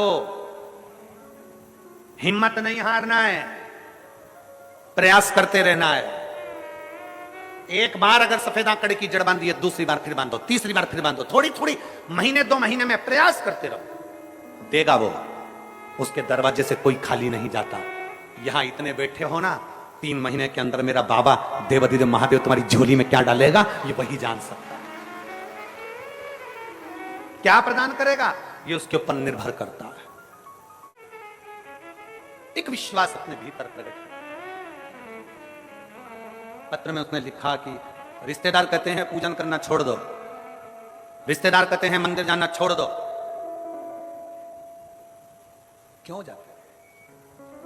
हमारा निवेदन है, संपूर्ण इस वनवासी क्षेत्र के, धमतरी जिले के संपूर्ण क्षेत्रवासियों से निवेदन है, जो शंकर के मंदिर जाता रहता है, शंकर के शिवलिंग पर 1 लोटा जल चढ़ाता रहता है, एक ना एक दिन बाबा उसका हाथ पकड़कर उसको मंजिल तक पहुंचा जरूर है।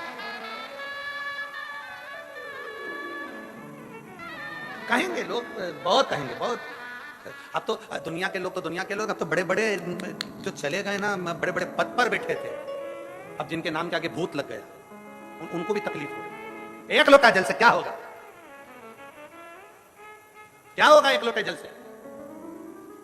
हमारा निवेदन है, अगर तुम चढ़ाते रहते तो तुम्हें मालूम पड़ता कि 1 लोटा जल क्या कर सकता है।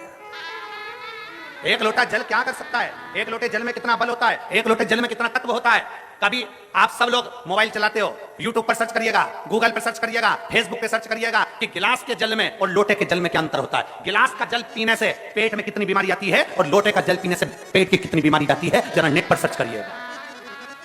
मत मानो आप शिव पुराण की, मत मानो आप वेद और पुराण की, आज के विज्ञान से जुड़ो और आज के साइंस से जुड़ो। साइंस और विज्ञान की बात निकालिए कि लोटे के जल में सब क्या हो जाता है कि लोटे का जल पीने वाले की सारे पेट की बीमारियां समाप्त हो जाती है। लोटे का जल में सब क्या हो जाता है कि लोटे का जल पीने वाले की सारी तकलीफें समाप्त हो जाती है।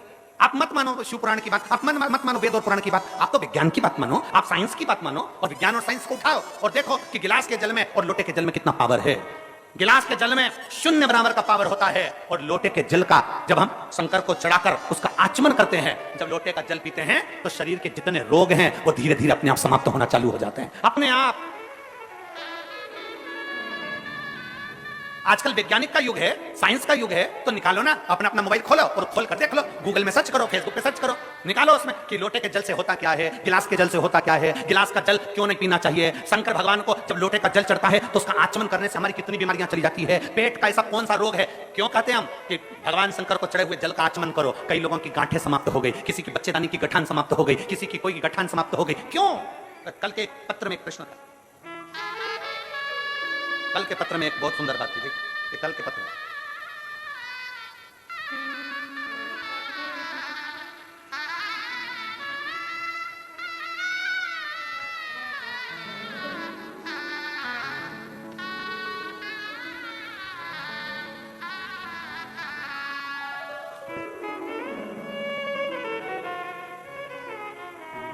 मैं पवन सिंह पुत्र स्वर्गीय श्री जीवन सिंह, निवासी भोजगढ़ गुणा झुंझुनू, मैं राजस्थान की निवासी हूं और राजस्थान से यहां कथा सुनने आई हूं।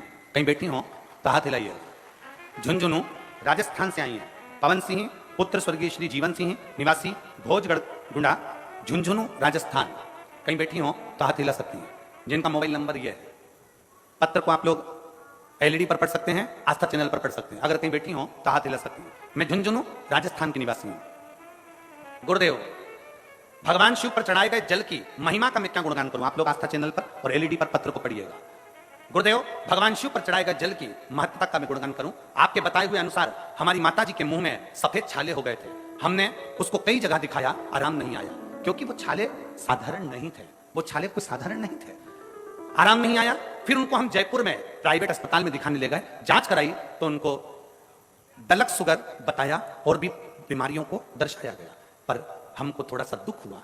डॉक्टर ने सलाह दी कि आप दवाइयां लें। हमने दवाइयां ली, पर वो छाले समाप्त नहीं हुए, दिक्कत बढ़ती चली गई। खाने पीने में अब पूर्ण तरह से उनका खाना पीना बंद हो गया। तब किसी ने कहा, पड़ोसन कहती है, शिव मंदिर में जाओ, एक लोटा जल चढ़ाओ, उस लोटे का जल लाकर शंकर का चढ़ाया हुआ जल मां को देना प्रारंभ करो। हमने लोटे का जल चढ़ाकर मां को देना प्रारंभ करा। अब हमारी माता को आराम लग गया और उन्होंने भोजन करना प्रारंभ कर दिया। अब वो ठीक है। मैं बाबा को यहाँ धन्यवाद देने के लिए आया। ये शिव तत्व है, ये घड़ी है, ये शंभु है। ये कल के पत्र में था, नहीं है, कल के पत्र में था। अगर कहीं बैठी हो तो बेलपत्र के लिए आ सकती है। एक शिव तत्व अपने भीतर होना चाहिए। शिव महापुराण की कथा कहती है, डॉक्टर शंकर का एक रूप है। डॉक्टर शंकर का एक रूप है। जब शरीर में कष्ट आए तो सबसे पहले डॉक्टर के पास जाना चाहिए, क्योंकि शिव का रूप डॉक्टर है। शरीर में कष्ट हो, डॉक्टर के पास जाओ, जांच का बोले जांच कराओ, जो बोले वो करो, पर साथ में इलाज के साथ शंकर को एक लोटा जल चढ़ाते रहो। क्योंकि डॉक्टर भी आखिरी में कह देता है कि अब इनको दुआ की जरूरत है, तो वो दुआ हमको चाहिए। डॉक्टर भी आखिरी में कह देता है कि अब मेरे हाथ में नहीं, अब उसके हाथ में है। मतलब डॉक्टर के साथ एक डॉक्टर और है। जब वो ऑपरेशन करने जाता है तो साइन करवा लेता है, सिग्नेचर करवा लेता है कि मेरी जवाबदारी नहीं है, सिग्नेचर जिसने करा है उसकी जवाबदारी है। ऑपरेशन में जाने से पहले कोई डॉक्टर ऐसा नहीं कि सीधे ऑपरेशन थिएटर में ले जाए, सिग्नेचर करवाता है पहले कि आप जवाबदारी तुम्हारी है। ये ठीक है नहीं है? डॉक्टर शंकर का एक रूप है। सबसे पहले डॉक्टर को चेकअप कराओ और चेकअप कराने के बाद डॉक्टर जैसा बोले वैसी दवाई खाओ, पर उसके साथ में शंकर पर भरोसा करते हुए चलो तो तुम्हारा कार्य सफल जरूर होगा। ऐसा नहीं कि केवल जल पर आश्रित हो गए, नहीं, शंकर का रूप है डॉक्टर, इसलिए उस पर भी आश्रित हो। शिव का रूप है डॉक्टर, उस पर भी आश्रित हो।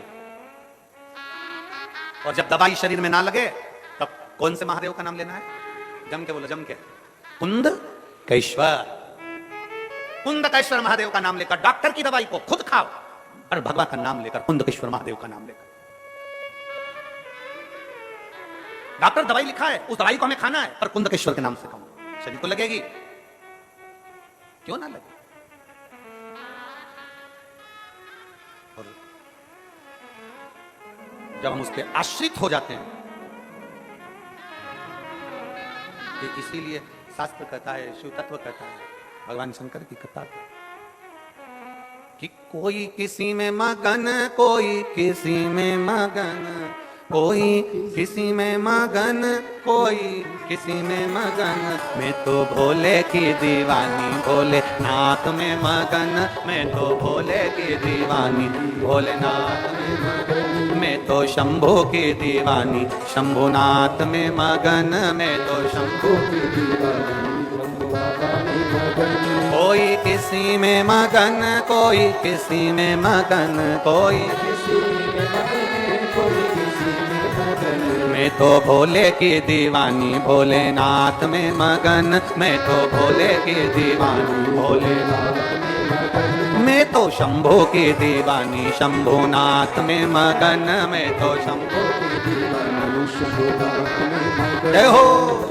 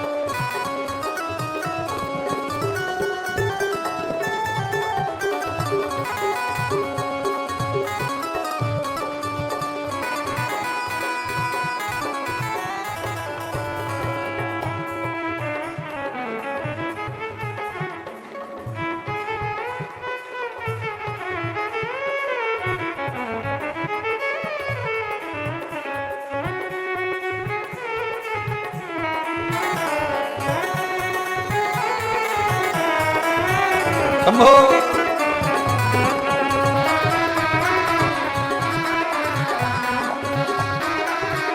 कोई कोठी में मगन, कोई बंगले में मगन, कोई कोठी में मगन, कोई कोठी में मगन, कोई बंगले में मगन, कोई मेरी छोटी सी झोपड़िया में मैं तो मगन, मेरी छोटी सी झोपड़ी में मैं, मेरी छोटी सी झोपड़िया में मैं तो मगन, मेरी छोटी सी झोपड़ी। कोई किसी में मगन, कोई किसी में मगन, कोई मैं तो भोले की दीवानी, भोलेनाथ में मगन, मैं तो भोले की दीवानी।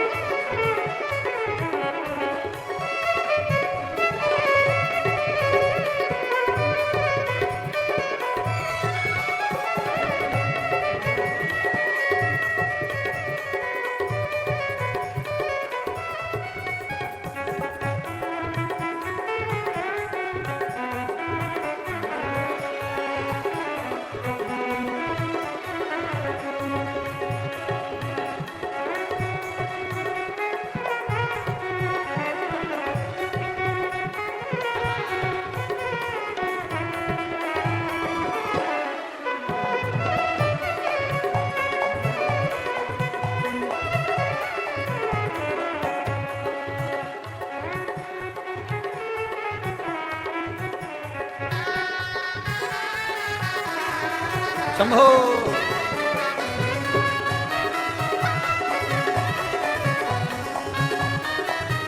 कोई लड्डू में मगन, कोई पेड़ा में मगन, कोई लड्डू में मगन, कोई पेड़ा में मगन, कोई लड्डू में मगन, कोई पेड़ा में मगन, कोई लड्डू में मगन, कोई पेड़ा में मगन। मेरी रूखी सूखी रोटी में तो उसमें मगन, मेरी रूखी सूखी रोटी में तो उसमें मगन, मेरी रूखी सूखी रोटी में तो उसमें मगन, मेरी रूखी सूखी रोटी में तो उसमें मगन। कोई किसी में मगन, कोई किसी में मगन, कोई किसी में मगन, कोई किसी में मगन। मैं तो भोले की दीवानी, भोले बाबा में मगन, मैं तो भोले की दीवानी, भोले बाबा में मगन।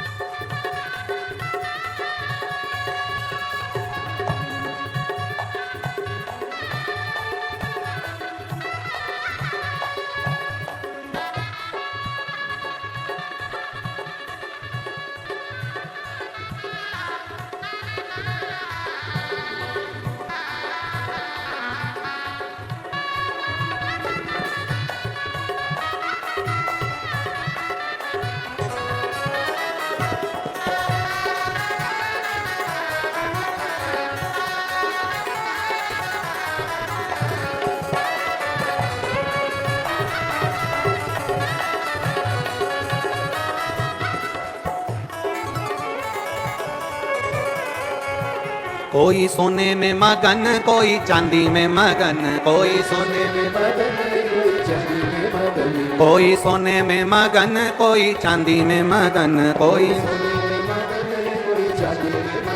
मेरी रुद्राक्ष की माला में तो उसी में मगन, मेरी रुद्राक्ष की माला में तो उसी में मगन, मेरी रुद्राक्ष की माला में तो उसमें मगन, मेरी रुद्राक्ष की माला में तो उसी में मगन। कोई किसी में मगन, कोई किसी में मगन, कोई किसी में मगन, कोई किसी में मगन, कोई किसी में मगन, कोई किसी में मगन, कोई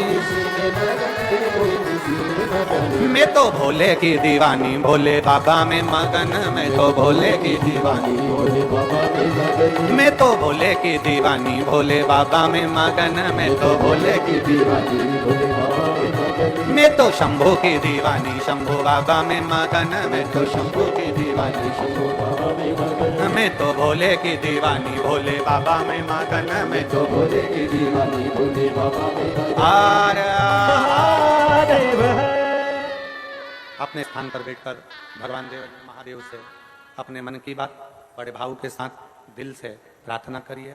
जहाँ जगह मिले वहाँ बैठिए और बाबा को अपने मन की बात भाव के साथ कहिए, दिल से प्रार्थना।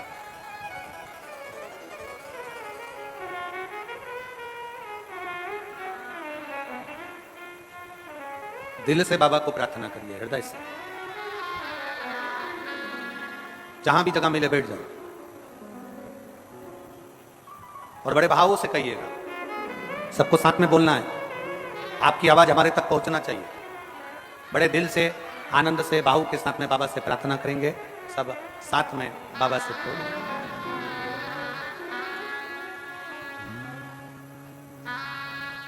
श्री शिवाय नमस्तु, श्री शिवाय नमस्तु,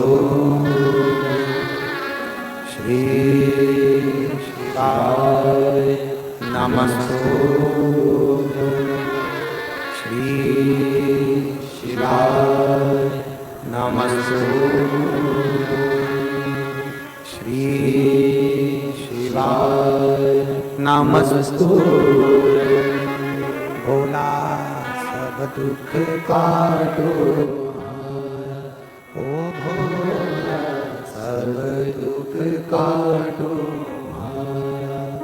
शिव शंकर जपो तेरी माला, भोले बाबा जपो तेरी माला, भोला सब दुख काटो, ओ भोला सब दुख काटो। वेश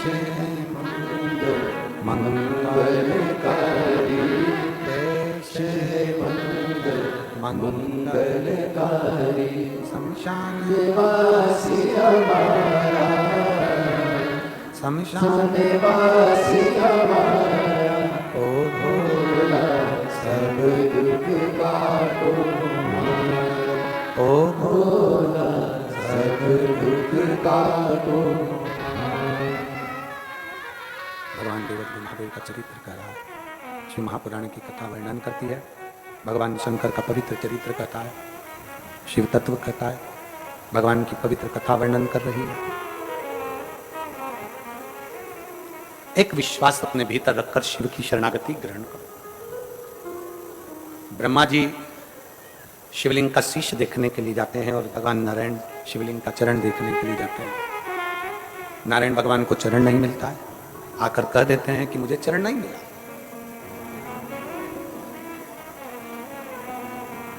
ब्रह्मा जी एक केतकी के पुष्प को लेकर आ गए, देखो माता को साथ में लेकर आकर सामने लाकर खड़ा कर लिया उन्होंने।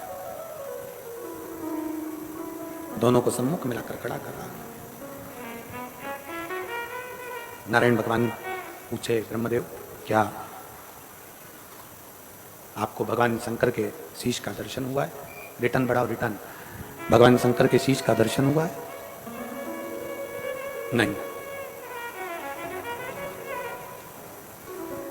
ब्रह्मा जी पहले तो सत्य बोल रहे थे, पर उन्होंने देखा कि मेरे पास में केतकी का फूल है और गौ माता है, तो उन्होंने सत्य को नकारते हुए झूठ को पकड़ लिया।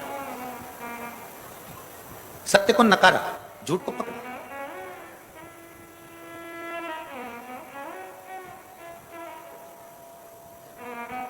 भगवान नारायण ने तो एक ही शब्द में सत्य कह दिया, इसलिए शंकर जी ने उनका नाम सत्य नारायण रख दिया। बोले सत्यनारायण भगवान की। एक शब्द में सत्य बोला, इसलिए नाम सत्य नारायण। घर घर में सत्यनारायण भगवान की कथा होती है। इधर हमको ये धमतरी जिले का तो नहीं मालूम, होती है इधर भी, हाँ ठीक है, होना चाहिए।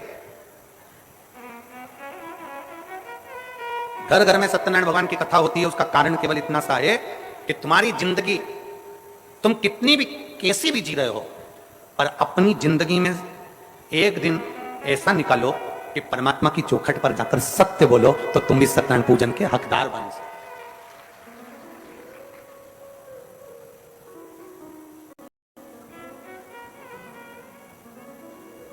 जितने पानी बांटने वाले हैं, मेरा आपसे करबद्ध निवेदन है, ये सब छांव में बैठे हैं, इनको पानी की जरूरत नहीं है। बोलो जी जी जरूरत है क्या तुमको? जो धूप में बैठे हैं ना 4-4 घंटे से, पानी आप उनको दीजिए। मेरा करबद्ध निवेदन है आप सबसे कि जो धूप में 4 घंटे से एक जैसे बैठे हुए हैं और बाबा की कथा सुन रहे हैं, नहीं अगर अंदर वालों को जरूरत हो तो हमें कोई दिक्कत नहीं है, पर मेरा विश्वास कहता है कि मेरी जीजियां इस बात के लिए मजबूत हैं कि इनको नहीं, जो बाहर बैठे हुए इंतजार कर रहे हैं, छोटे छोटे बच्चे गोदी में टंगे हुए हैं, छाता ले लेकर बैठे हुए हैं, इस पानी के पाउच की जरूरत और बोतल की जरूरत उनको है, उनको दीजिए जिनको जरूरत है।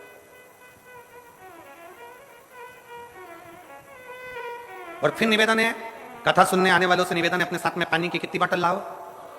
ये देखो मेरी जीजियां लेके आई, जरा उठाओ तो जरा, दोनों बोतल उठाओ। ये देखो कैमरे वाले जरा दिखाओ इनको, कितनी बोतल लाई हो? 2 बोतल लेकर आई है, दिखाओ जरा। ऐसी साथ में 2 बोतल लेकर चलो। वो दादा को दिखाओ, देखो वो इधर इधर, वो देखो इधर दिखाओ, 2 बोतल लेकर आए हैं जो पानी की। पानी की 2 बोतल लेकर चलो, एक आपके लिए और एक अपने पड़ोसी के लिए। पितृपक्ष में कम से कम हम लोगों को जल तो पिला सके। बोलबम का नारा है, सारी समस्या का हल, जरा जम के बोलो, सारी समस्या का हल 1 लोटा जल। प्रयास करिए आप, शिव को पाने का प्रयास करो। भगवान नारायण ने सत्य कहा, सत्य नारायण हो गए। ब्रह्मा जी सत्य स्वीकार नहीं कर, उन्होंने कह दिया या सब झूठा है। उन्होंने कह दिया मेरे को तो शीश मिला। भगवान ने जैसे ही बोला शीश मिला, केतकी के फूल से पूछो। केतकी के फूल ने झूठ बोल दिया, गौ माता ने झूठ बोल दिया। तब ब्रह्मा जी झूठ बोले तो उनका सिर कट गया। कर्मनाशा नदी प्रकट हो गई, वो कर्मनाशा बहती रही उत्तर प्रदेश। कर्मनाशा जैसे गंगा मां को अहंकार आ गया था कि मैं पृथ्वी पर आऊंगी और मेरे वेग को कोई नहीं झेल पाएगा। इंद्र को अभिमान आ गया था कि मेरी सत्ता कहीं राजा सगर ना ले ले, इसलिए उनके अश्वमेध यज्ञ के अश्व को चुराकर कपिल मुनि के आश्रम में बांध दिया गया था। और कपिल मुनि नेत्र बंद कर बैठे थे। सूचना मिली और सूचना मिली कि पता करो कि अश्वमेध यज्ञ का अश्व कहां पर है। अश्वमेध यज्ञ का अश्व कहां है, पता करा जाए। जब अश्वमेध यज्ञ के अश्व का मालूम करने के लिए राजा सगर ने अपने 60,000 पुत्र को भेज दिया। कपिल मुनि के आश्रम में पहुंच गए। कपिल मुनि नेत्र बंद करके बैठे थे। अश्व इंद्र ने राजा सगर के अश्वमेध यज्ञ का अश्व कपिल मुनि के आश्रम में बांध कर रखा था। जो 60,000 राजा के पुत्रों ने देखा कि कपिल मुनि तुम नेत्र बंद करके बैठे हो, एक तरफ तो तुम ऋषि हो, एक तरफ तो तुम साधु हो, एक तरफ तो तुम तपस्वी हो, दूसरी तरफ तुमने अश्व को चुराया है। उन्होंने अश्व खोला, कपिल मुनि को अपशब्द कहा। कपिल मुनि को अपशब्द कहा, अपनी तीक्ष्ण तीक्ष्ण वाणियां दी। इसीलिए शिव महापुराण की कथा में हमने पहले कहा है, पानी घर में अगर फिल्टर का पीते हो तो वाणी भी फिल्टर कर दो। पानी भी तो फिल्टर कर दो। जो मन पड़ा हम लोग वो बोल देते हैं। किसी ने कुछ बोला और तुमने अपशब्द कह दिया, किसी ने कुछ बोला तुमने आड़ा टेढ़ा कर दिया। जब पानी फिल्टर का पीते हो तो वाणी भी तो फिल्टर करो। किसको क्या बोलना है, कैसे आदर करना है, कैसे सम्मान करना है, क्या शब्द कहना है, क्या बोलना है, अपनी वाणी की फिल्टरता होना चाहिए। वाणी ऐसी बोलिए, मालूम है तुम लोगों को? बोलो जरा, वाणी ऐसी बोलिए जो मन का आपा खोए। पर आज के जमाने में वाणी ऐसी बोलिए जो तुमसे झगड़ा, पर उससे मत बोलिए जो तुमसे तगड़ा हो। जो तुमसे दमदार हो ना, उससे आड़ा टेढ़ा मत बोलना, नहीं तो ये कहीं दिया ना दम न होगा। एक बार ये जीवान ने दांतों से कह दिया था, मेरे 32 भाई मेरा ध्यान रखा करो, मैं बड़ी छोटी सी कोमल सी जीवान हूं, तुम्हारी बहन हूं, मुझे काट मत देना। 32 दांतों ने कहा, बहन तेरी सौगंध, हम तुझे नहीं काटेंगे, पर बहन तेरे से निवेदन है तू अपने 32 भाइयों का ध्यान रखना, किसी को आड़ी टेढ़ी मत बोल देना, नहीं तो एक ही में 32 की 32 निकल जाएगा। 32 की 32। ये जीवान भारी है, सबसे भारी काम करती है जिह्वा, बोलने में बिल्कुल एक्सपर्ट। एकदम तन्नाट। किसी ने बोला और तुमने जवाब दिया। किसी ने बोला, एक पत्र देख,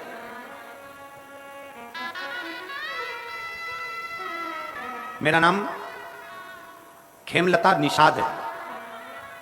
कहीं बेटी है खेमलता निषाद? मेरा नाम खेमलता निषाद है। मैं ग्राम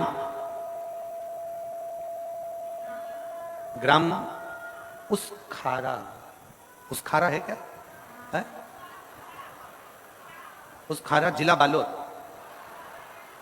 है। तुम समझ गए ना? हाँ जाने दो तो फिर तो। उसखारा जिला बालोद की रहने वाली हूं। कहीं बैठी हो तो हाथ हिला सकती हैं। देखिए है, हाँ आ जाओ, एक बेलपत्र ले आना, आ जाइए। उसखारा बालोद की रहने वाली हूं। मेरा मोबाइल नंबर ये है। सन 2022 में मैं सीहोर रुद्राक्ष महोत्सव में गई थी। एक उम्मीद के साथ गई थी कि मुझे वहां रुद्राक्ष मिलेगा और मेरा दुख कटेगा।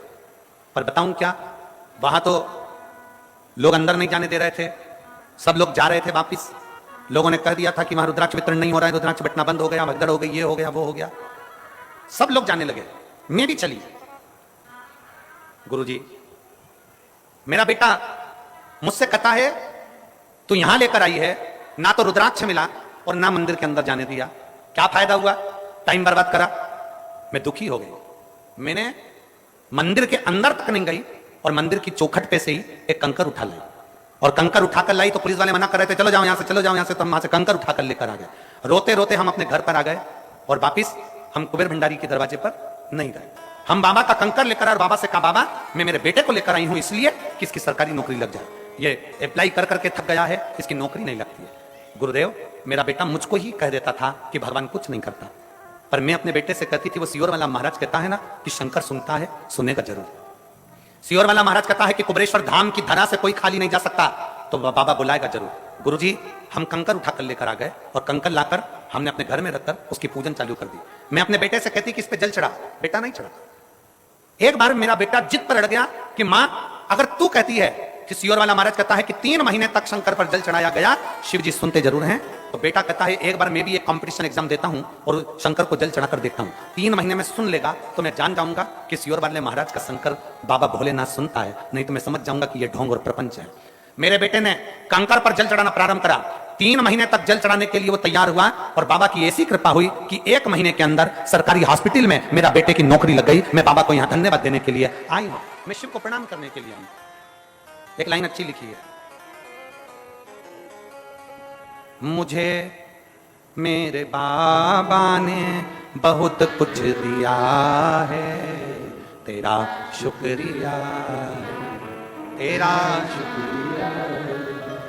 मुझे भोले बाबा ने बहुत दे दिया है, तेरा शुक्रिया, तेरा शुक्रिया। ये जायदाद दी है, औलाद दी है, मुसीबत में हर वक्त इमदाद दी है, तेरा ही दिया मैंने खाया पिया, तेरा शुक्रिया, तेरा शुक्रिया। मुझे भोले बाबा ने बहुत दे दिया है, तेरा शुक्रिया है, तेरा शुक्रिया।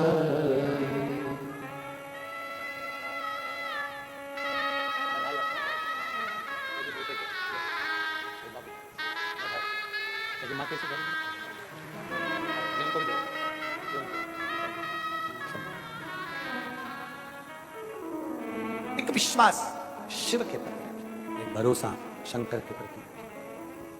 जब भरोसा और विश्वास दृढ़ हो जाता है तो शिव तत्व हमारे भीतर समाहित हो जाता है। जब विश्वास और भरोसा दृढ़ हो जाता है तो शंकर हमारे करीब आ जाता है। हम विश्वास और भरोसे को दृढ़ नहीं बना पाते। पितृपक्ष की, श्राद्ध के समय की यह शिव महापुराण की कथा है। जिस पितृपक्ष में पितृदेव और महादेव दोनों एक साथ कृपा बरसाते हैं और जीव का कल्याण कर जाते हैं, दोनों एक साथ। आपका एक अन्न का दाना, आपका दिया गया एक अंश दान कितने लोगों का पेट भर रहा है, कितने लोगों को सुख प्रदान कर रहा है। आपके पानी की एक बोतल कितने लोगों को सुख प्रदान कर रहे हैं। जरूरी नहीं कि बहुत बड़ा भंडारा करोगे तो दानी कहलाओगे। शिव महापुराण की तो कथा कहती है, अगर एक छोटा सा पानी का आचमन भी किसी को करा दोगे तो भी दानी कहलाओगे। किसी भूखे को एक दाना भी खिला दोगे तो भी दानी कहलाओगे। छोटा सा पुण्य, छोटा सा सत्कर्म। बड़ी खुशी है, बड़ा प्रसन्नता है हमको यहाँ पर इस वनवासी क्षेत्र के अंदर कुबेरेश्वर बाबा का जो भंडारा हम लोग बाबा की कृपा से चल रहा है, समिति अपना चला रही और कुबेर भंडारी अपना चला रहा है, विटले सेवा समिति अपना बड़े भाव से चला रही है। उसको देखकर बड़ी प्रसन्नता होती है, लोग भाव से उस प्रसाद को पा रहे हैं। आपको भी खुशी होना चाहिए, जितने लोग टीवी पर सुन रहे हैं, जितने फेसबुक यूट्यूब पर सुन रहे हैं, जितने यहाँ सुन रहे हैं, कम से कम देखकर तो प्रसन्नता होगी कि हमारा दान, हमारा सत्कर्म, हमारा 1 रुपया भी अच्छी जगह पर लगा है। इसकी प्रसन्नता होना चाहिए। अपने भजन की प्रसन्नता रखो कि हम कहां बैठकर भजन कर रहे हैं, हम कहां बैठकर सत्कर्म कर रहे हैं, उसकी प्रसन्नता अपने भीतर होना चाहिए।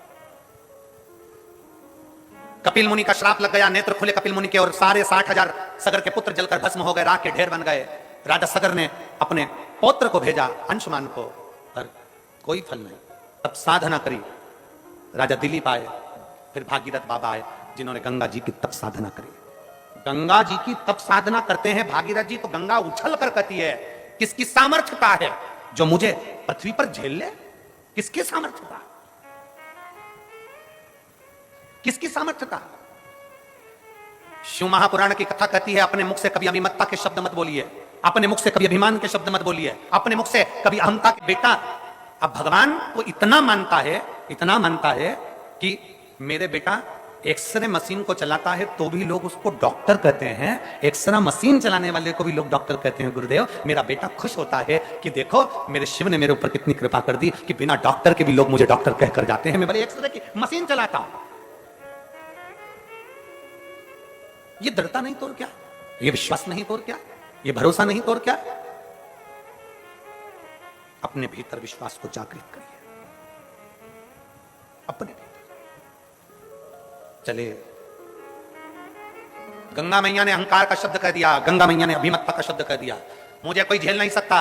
भागीरथ बाबा ने हाथ जोड़कर कहा, मां मैं मानता हूं आपको पृथ्वी पर कोई झेल नहीं सकता, मैं मानता हूं आपको पृथ्वी पर कोई झेल नहीं पाएगा, पर मां मेरा विश्वास कहता है पृथ्वी के देव, देव अधिदेव महादेव, मेरा विश्वास कहता है कि पृथ्वी के देव, देव अधिदेव महादेव आपको झेल सकते हैं। मां गंगा, पृथ्वी के देव, देव अधिदेव महादेव आपको झेल सकते हैं। गंगा जी बोली, गंगा जी ने कहा, कौन महादेव? कौन महादेव? जो विष को पिए हैं वो महादेव, जो नंदी की सवारी करते हैं वो महादेव, जो राख लपेट कर रहते हैं वो महादेव। गंगा कहती है मेरी सुंदरता और मेरा तेज महादेव नहीं झेल सकते। इतना शब्द सुनना था, भागीरथ जी की आंख में से जल बह गया। मां मैंने उन्हीं की आराधना कर कर तुमको पाया है, हे मां मैंने उन्हीं की आराधना कर कर तुमको पाया है। उनकी आराधना के बिना तो आप भी मुझे नहीं मिली थी मां।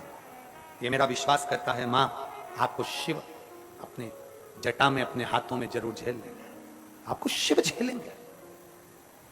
गंगा ने फिर अहंकार का शब्द कह दिया, गंगा जी ने फिर अभिमत्ता का शब्द कह दिया। कह दो भोलेनाथ से गंगा पृथ्वी पर आने को तैयार है, गंगा पृथ्वी पर आने को तैयार है, कह दो भोलेनाथ से, अगर वो झेल सके तो झेल ले। भागीरथ जी शंकर भगवान के धाम कैलाश पर पहुंच गए, हाथ जोड़कर बोले, हे करुणा सागर, हे त्रिकालदर्शी, हे कैलाशी विनाशी, हे शिव, हे शंकर, हे ओघड़ी, हे दयालु, हे दाता, हे शिव, करुणा करने वाले, हे शंकर, हे मेरे देवादिदेव महादेव, मेरे भोलेनाथ, मेरे त्रिकालदर्शी, मेरे कैलाशी, मेरे अविनाशी, मेरे शिव, मेरा आपसे निवेदन है बाबा, गंगा मैया पृथ्वी पर आने को तैयार है, आप उनको झेल लेंगे?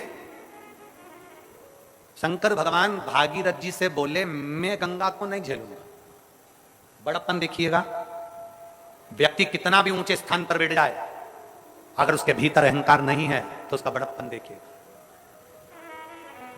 उधर की एलईडियां चालू करिए, लेफ्ट साइड के पंडालों की एलईडियां चालू करिए, बड़प्पन देखिए मेरे भोलेनाथ का। मेरे शंकर भगवान ने कहा, मेरे ओघड़दानी ने कहा, मेरे शंभू बोले, मेरे शिव बोले, गंगा को मैं नहीं झेल सकता, गंगा को मैं नहीं झेलूंगा। तो भागीरथ जी बोले, फिर गंगा सही कह रही है कि मेरा वेग कोई नहीं झेल सकता। आप नहीं झेलेंगे तो कौन झेलेगा? शंकर भगवान कहते हैं, गंगा को जाकर कह दो कि उसको हाथ में झेलने की जरूरत ही नहीं पड़ेगी, उसको तो मेरे बाल ही काफी हैं झेलने के लिए। केवल मेरा केश, केवल मेरे बाल गंगा को झेलने के लिए काफी हैं।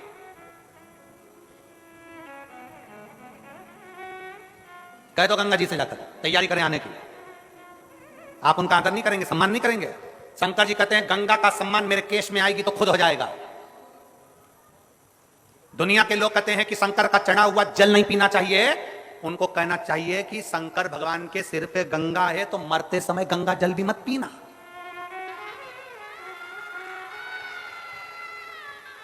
शंकर के सिर पर गंगा है।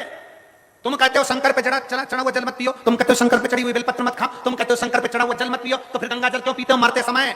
घर के लोग दौड़ के जाते, जल्दी गंगा जल लाओ, आखिरी सांस चल रही है, निपटने वाला है, जा रहा है। ये श्राद्ध भी हमको ज्ञान देते हैं कि जिंदा हो जब तक अपने मोबाइल की डीपी बदलते रहो, निपट जाओगे तो एक ही फोटो दीवार पे टंग जाएगा, बदल ही नहीं पाओगे, बदल ही नहीं पाओगे। ये श्राद्ध भी हमसे कहते हैं, जिंदा हो तो कथा में जाओ, जिंदा हो तो भजन करो, जिंदा हो तो दान करो, जिंदा हो तो सत्कर्म करो, जिंदा हो तो कीर्तन करो, कुछ पुण्य कर लो, कुछ तुमसे बन जाए, दान पुण्य संकीर्तन स्मरण भजन कीर्तन जो बन जाए वो कर लो, जिंदा हो तो। मरने के बाद तो इतना बड़ा फोटो सबके टंगेंगे, इतना बड़ा फोटो सबका टंग जाता है। महिलाएं मरती हैं तो सिर पे ऐसा पल्लू मल्लू रख के फोटो बनता है और मुस्कुराती हुई नजर आती है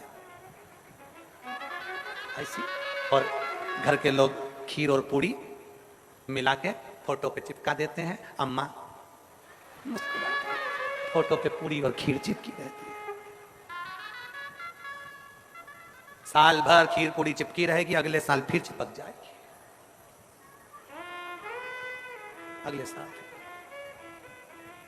जिंदा हो, खूब अच्छे से बोलो, जिंदा हो, बहुत एंजॉय की जिंदगी जियो। हम तो यहां तक कहते हैं, तुम्हें दान नहीं करना मत करो, किसी को 1 रुपया नहीं देना मत दो, कम से कम जितना कमा रहे हो उसका कम से कम 20% अपने ऊपर तो खर्च करो। बेटा कटे हुए सेव फल का मोबाइल चला रहा, क्या बोलते हैं उसको, एप्पल। बेटा इतना बड़ा मोबाइल चला रहा, एंड्रॉइड का, ना जाने कौन कौन सी कंपनी का, और घर का पिता दिन भर दुकान दुकान, नौकरी नौकरी नौकरी, और दुकान नौकरी में लग के इतना बड़ा मोबाइल बस हाथ में। उससे पूछा क्यों? बेटा तो बड़ा मोबाइल रखता, तू नहीं रखता? मेरा इससे काम चल जाता है। क्यों? बेटा तो एक से बढ़कर एक जीन्स लेने बाजार में जाएगा 1500, 2000, 500 की। क्यों? तुम्हारे कपड़े, मेरे पास तो अलमारी भरी पड़ी हुई है। बेटा एक से बढ़कर एक फैशन करे और बाप कमा कमा कमा कमा कमा कमा मर जाए। माँ बहू तो एक से बढ़कर एक पार्लर में जाती, 2000 दे के धागे से न जाने कहीं कहीं करवा कर वो क्या जाती है। बहू तो कहीं पार्लर में 2000 देकर आ गई और सास 2000 रुपए जोड़ जोड़ जोड़ जोड़ जोड़ जोड़ गद्दे के नीचे भर भर, पलंग में छुपा, यहां छुपा और मर गई। लो क्या मिला? जितना कमाओ किसी को नहीं दे सकते मत दो, किसी को 1 रुपया नहीं दे सकते मत दो, कम से कम अपने ऊपर खर्च करो, अच्छे से खाओ, अच्छे से अपनी जिंदगी जियो, फुल एंजॉय के साथ। लोग कहते हैं गुरुजी मेरे को तो दुकान में काम करना रहता है इसलिए कपड़े ऐसे पहन लेता हूं। काय को पहनो? दुकान पर नौकर भी आता है तो चकाचक दिखता है, तो तुम सेठ होकर भिखारी जैसे दिखो, क्या मतलब का? नौकर भी भोजन करने की छुट्टी मांग लेता है। बोलो जी सही है कि गलत है? नौकर भोजन करने की छुट्टी मारता है, आराम से बैठ कर आधा घंटा भोजन करता है प्रेम से, और तुम सेठ होकर भी चलते फिरते टिफिन में से निकाल निकाल के खाते हो, चलते फिरते चलते फिरते चलते फिरते। पत्नी कह रही खाना खा लिया, हाओ। नौकर घर पे जाके गरम रोटी खाता है, और जो कमार या सेठ बनकर वो टिफिन में सुबह 9 बजे की बनी हुई रोटी दोपहर में 2 बजे मुंडे में खा रहा, पानी निकल निकल कर। किसके लिए खा रहे हो? अपना अपने ऊपर खर्च करो, मत दो किसी को, नहीं देना है बिल्कुल मत दो, 1 रुपया मत दो, पर अपने ऊपर खर्च करो, नहीं तो एक दिन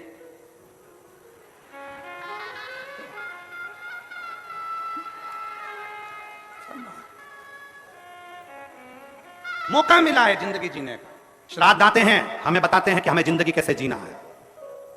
घर में जितने भी मरे हुए लोग हैं उनका फोटो जो टंगा होता है उसमें रोता हुआ फोटो नहीं होता है, तुम्हारे यहाँ है क्या रोता हुआ फोटो? मुस्कुराता हुआ फोटो होता है, हंसता हुआ फोटो होता है। वो क्यों हंसते हैं? क्योंकि उनको मालूम है वो घर के लोगों पे इसलिए हंसते हैं, बेटा हम भी जोड़ जोड़ के मर गए, यहाँ टंग आए, तुम भी चले जाओगे हमारे बाजू में टंग जाओगे, इसलिए अच्छी जिंदगी जी लो। और शिव महापुराण की कथा हो रही है कांटाकुटी में, सुन लो।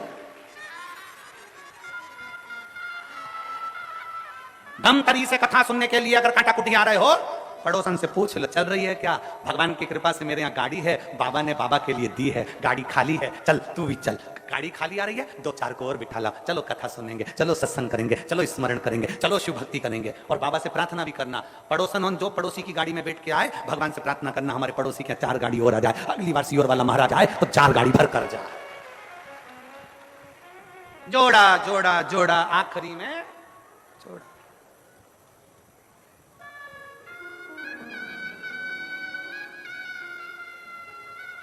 समझाओ, बहू सास से कहे भजन करो, सास बहू से कहे भजन करो।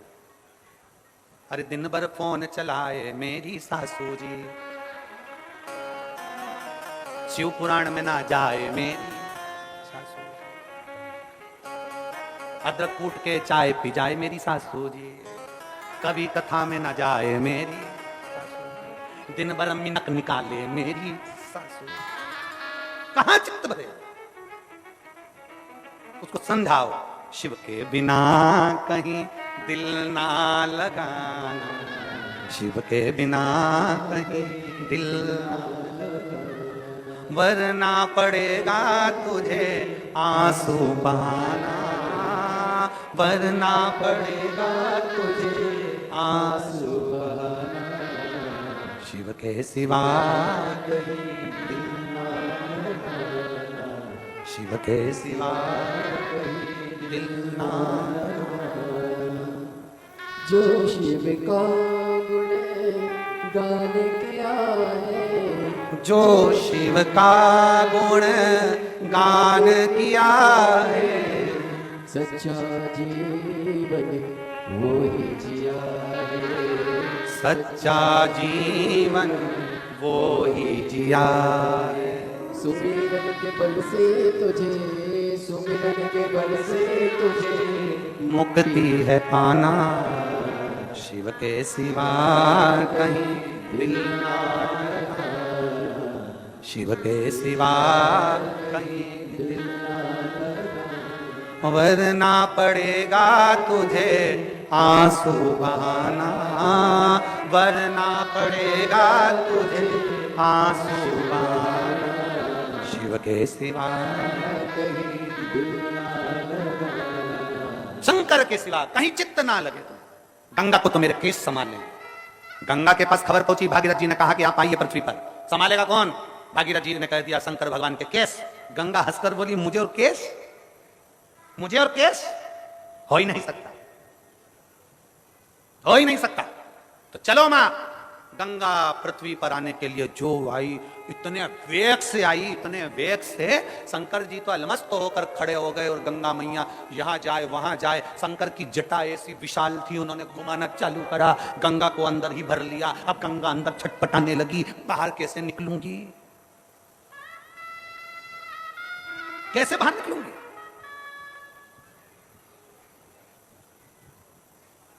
कई लोग हैं, कई लड़के, कई लड़के बहुत चिल्ला चिल्ला कर कहते हैं मैं अपनी पत्नी से डरने वाला नहीं हूं। तू अपनी पत्नी से डरता होगा। फिर उसकी शादी हुई, शादी में बैंड बाजे और डीजे पर गाना बजा, अजीबो शान शहंशाह। उसकी शादी में गाना बज रहा है, अजीबो शान शहंशाह, शहंशाह आ रहे हैं। शादी के बाद उसी लड़के को जब देखा जाता है तो तालाब में चड्डी बनियान धोता, और पत्नी ने भी कह दिया बच्चों के कपड़े भी ले जाओ, तो उनको भी कूट रहा है। आते आते 2 बाल्टी पानी भर लाना, आज मोटर नहीं चल रही है, जाओ पानी भर लाना। 2 बाल्टी पानी, इधर कंधे पे कपड़े, इधर फिर कहीं पे पान की दुकान पे गाना चल रहा था, अजीबो शान शहंशाह। इसने बाल्टी पटकी नीचे पान वाले को दो दिया। मैंने भी सोचा था कि मेरी शादी में मैं शान शहंशाह में राजा हूं, पर मालूम पड़ा कि शादी के पहले कुछ है, शादी के बाद जिंदगी कुछ है। और शिव कथा कहती है जो शंकर की भक्ति में लगा है उसकी जिंदगी शादी के पहले जैसी है, शादी के बाद भी पूरी जिंदगी वैसी ही होती है। प्रसन्नता में, आनंदता में, चित्त की श्रेष्ठता में, मंगल आनंदता में जीवन निकलता है। गंगा छटपटा रही जटा के अंदर, गंगा निकल ना पा रही जटा में से। भागीरथ जी को पुकारा गंगा जी ने, भागीरथ भागीरथ भागीरथ जी बोलो मां, अरे मुझे बाहर तो निकालो। गंगा जी तुम तो कह रही थी कि मुझे कोई समा नहीं सकता, क्षमा मांगती हूं। ऐसी वाणी ना बोलिए कि बाद में डब्बे में भर दिया जाए।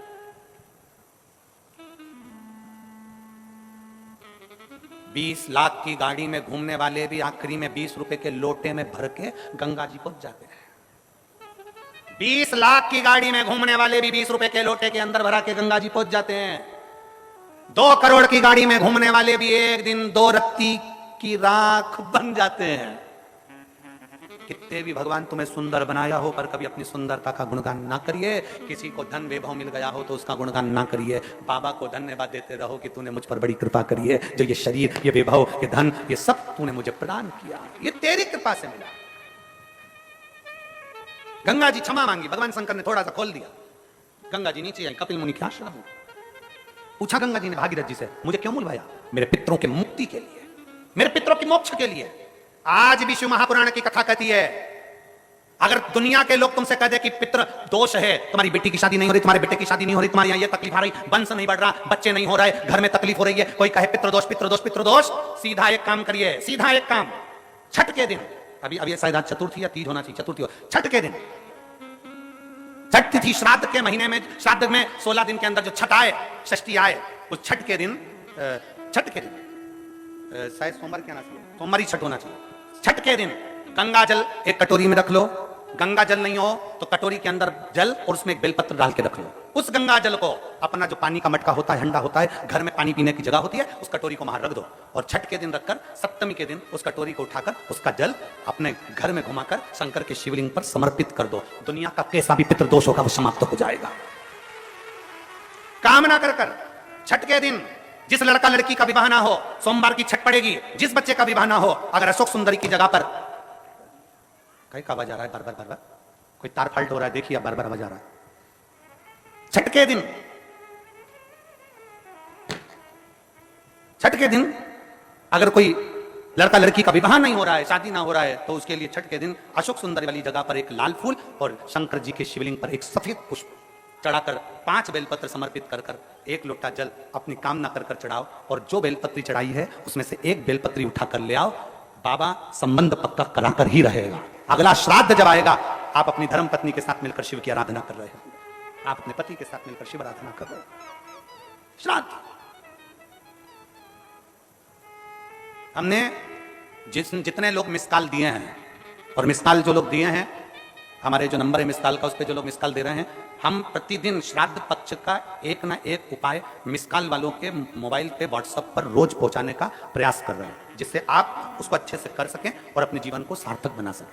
जो मिस कॉल नहीं दे पाए हैं वो मिस कॉल नंबर फिर से एक बार अपने मोबाइल से आप लोग मिस कॉल दे सकते हैं।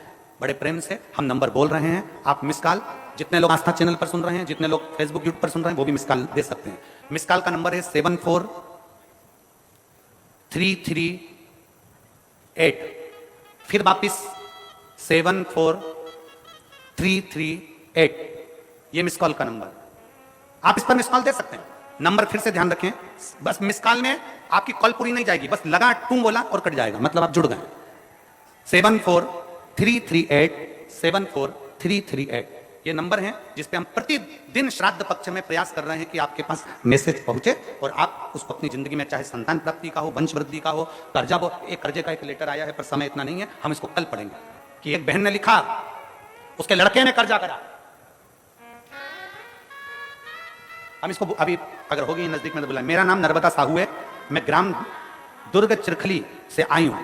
कहीं बैठी हो तो हाथ हिला सकती हैं, और अगर बैठी हो तो बेलपत्र के लिए आ सकती हैं। मेरे बेटे ने कर्जा कर लिया था और कर्जा कर कर वो शांत हो गया। कर्जे वाले मेरे घर आने लगे, धमकियां देने लगे, हाथ उठाने लगे, बहुत परेशान करने लगे। धमकी देते, हाथ उठाते, बहुत अपशब्द कहते। आखिरी में कर्जे वालों ने अदालत से मुझे नोटिस भेज दिया। मैं अदालत में पहुंच गई, वहां पर भी मेरे साथ में मुझे डराया धमकाया गया, पर मैं हारी नहीं गुरुदेव। एक दिन टीवी पर आपकी कथा सुन ली, आपने कहा था कितना भी कर्जा हो जाए मरने का प्लान ना बनाइएगा। मैंने मन में सोचा बेटा चले गया तो क्या, कर्जा तो मेरा भोलेनाथ उतारेगा। मैं भी केस लड़ती रही, बाबा पे 1 लोटा जल चढ़ाती रही, और ऐसा बाबा ने कृपा कर दी कि केस भी पूरा जीत गई और कर्जा भी पूरा चुका दिया और बाबा ने मेरी लाज रख ली। शिव तत्व इसी को कहते हैं, शंकर की ओघड़ता इसी को कहते हैं। ये शंकर की देवादिदेव महादेव का चरित्र कह रहा है, अभिमत्ता में जिंदगी ना जिए, अहंकार में जीवन ना जिए, अहंकार से परे होकर जीवन को जियो, अहंकार से। और बाबा देवादिदेव महादेव का पवित्र चरित्र बड़े आनंद के साथ माता सती का त्याग और माता पार्वती के साथ मंगल विवाह भगवान शंकर और पार्वती का हो रहा है। जोरदार ताली बजाकर स्वागत करिए शंकर पार्वती का। भगवान शिव और पार्वती पधार रहे हैं बड़े भाव के साथ। आज कथा का दूसरा दिन पितृपक्ष में यहाँ पूर्ण हो रहा है। आप लोगों से निवेदन है, ये कथा बनवासी क्षेत्र में बड़े भाव के साथ हो रही है।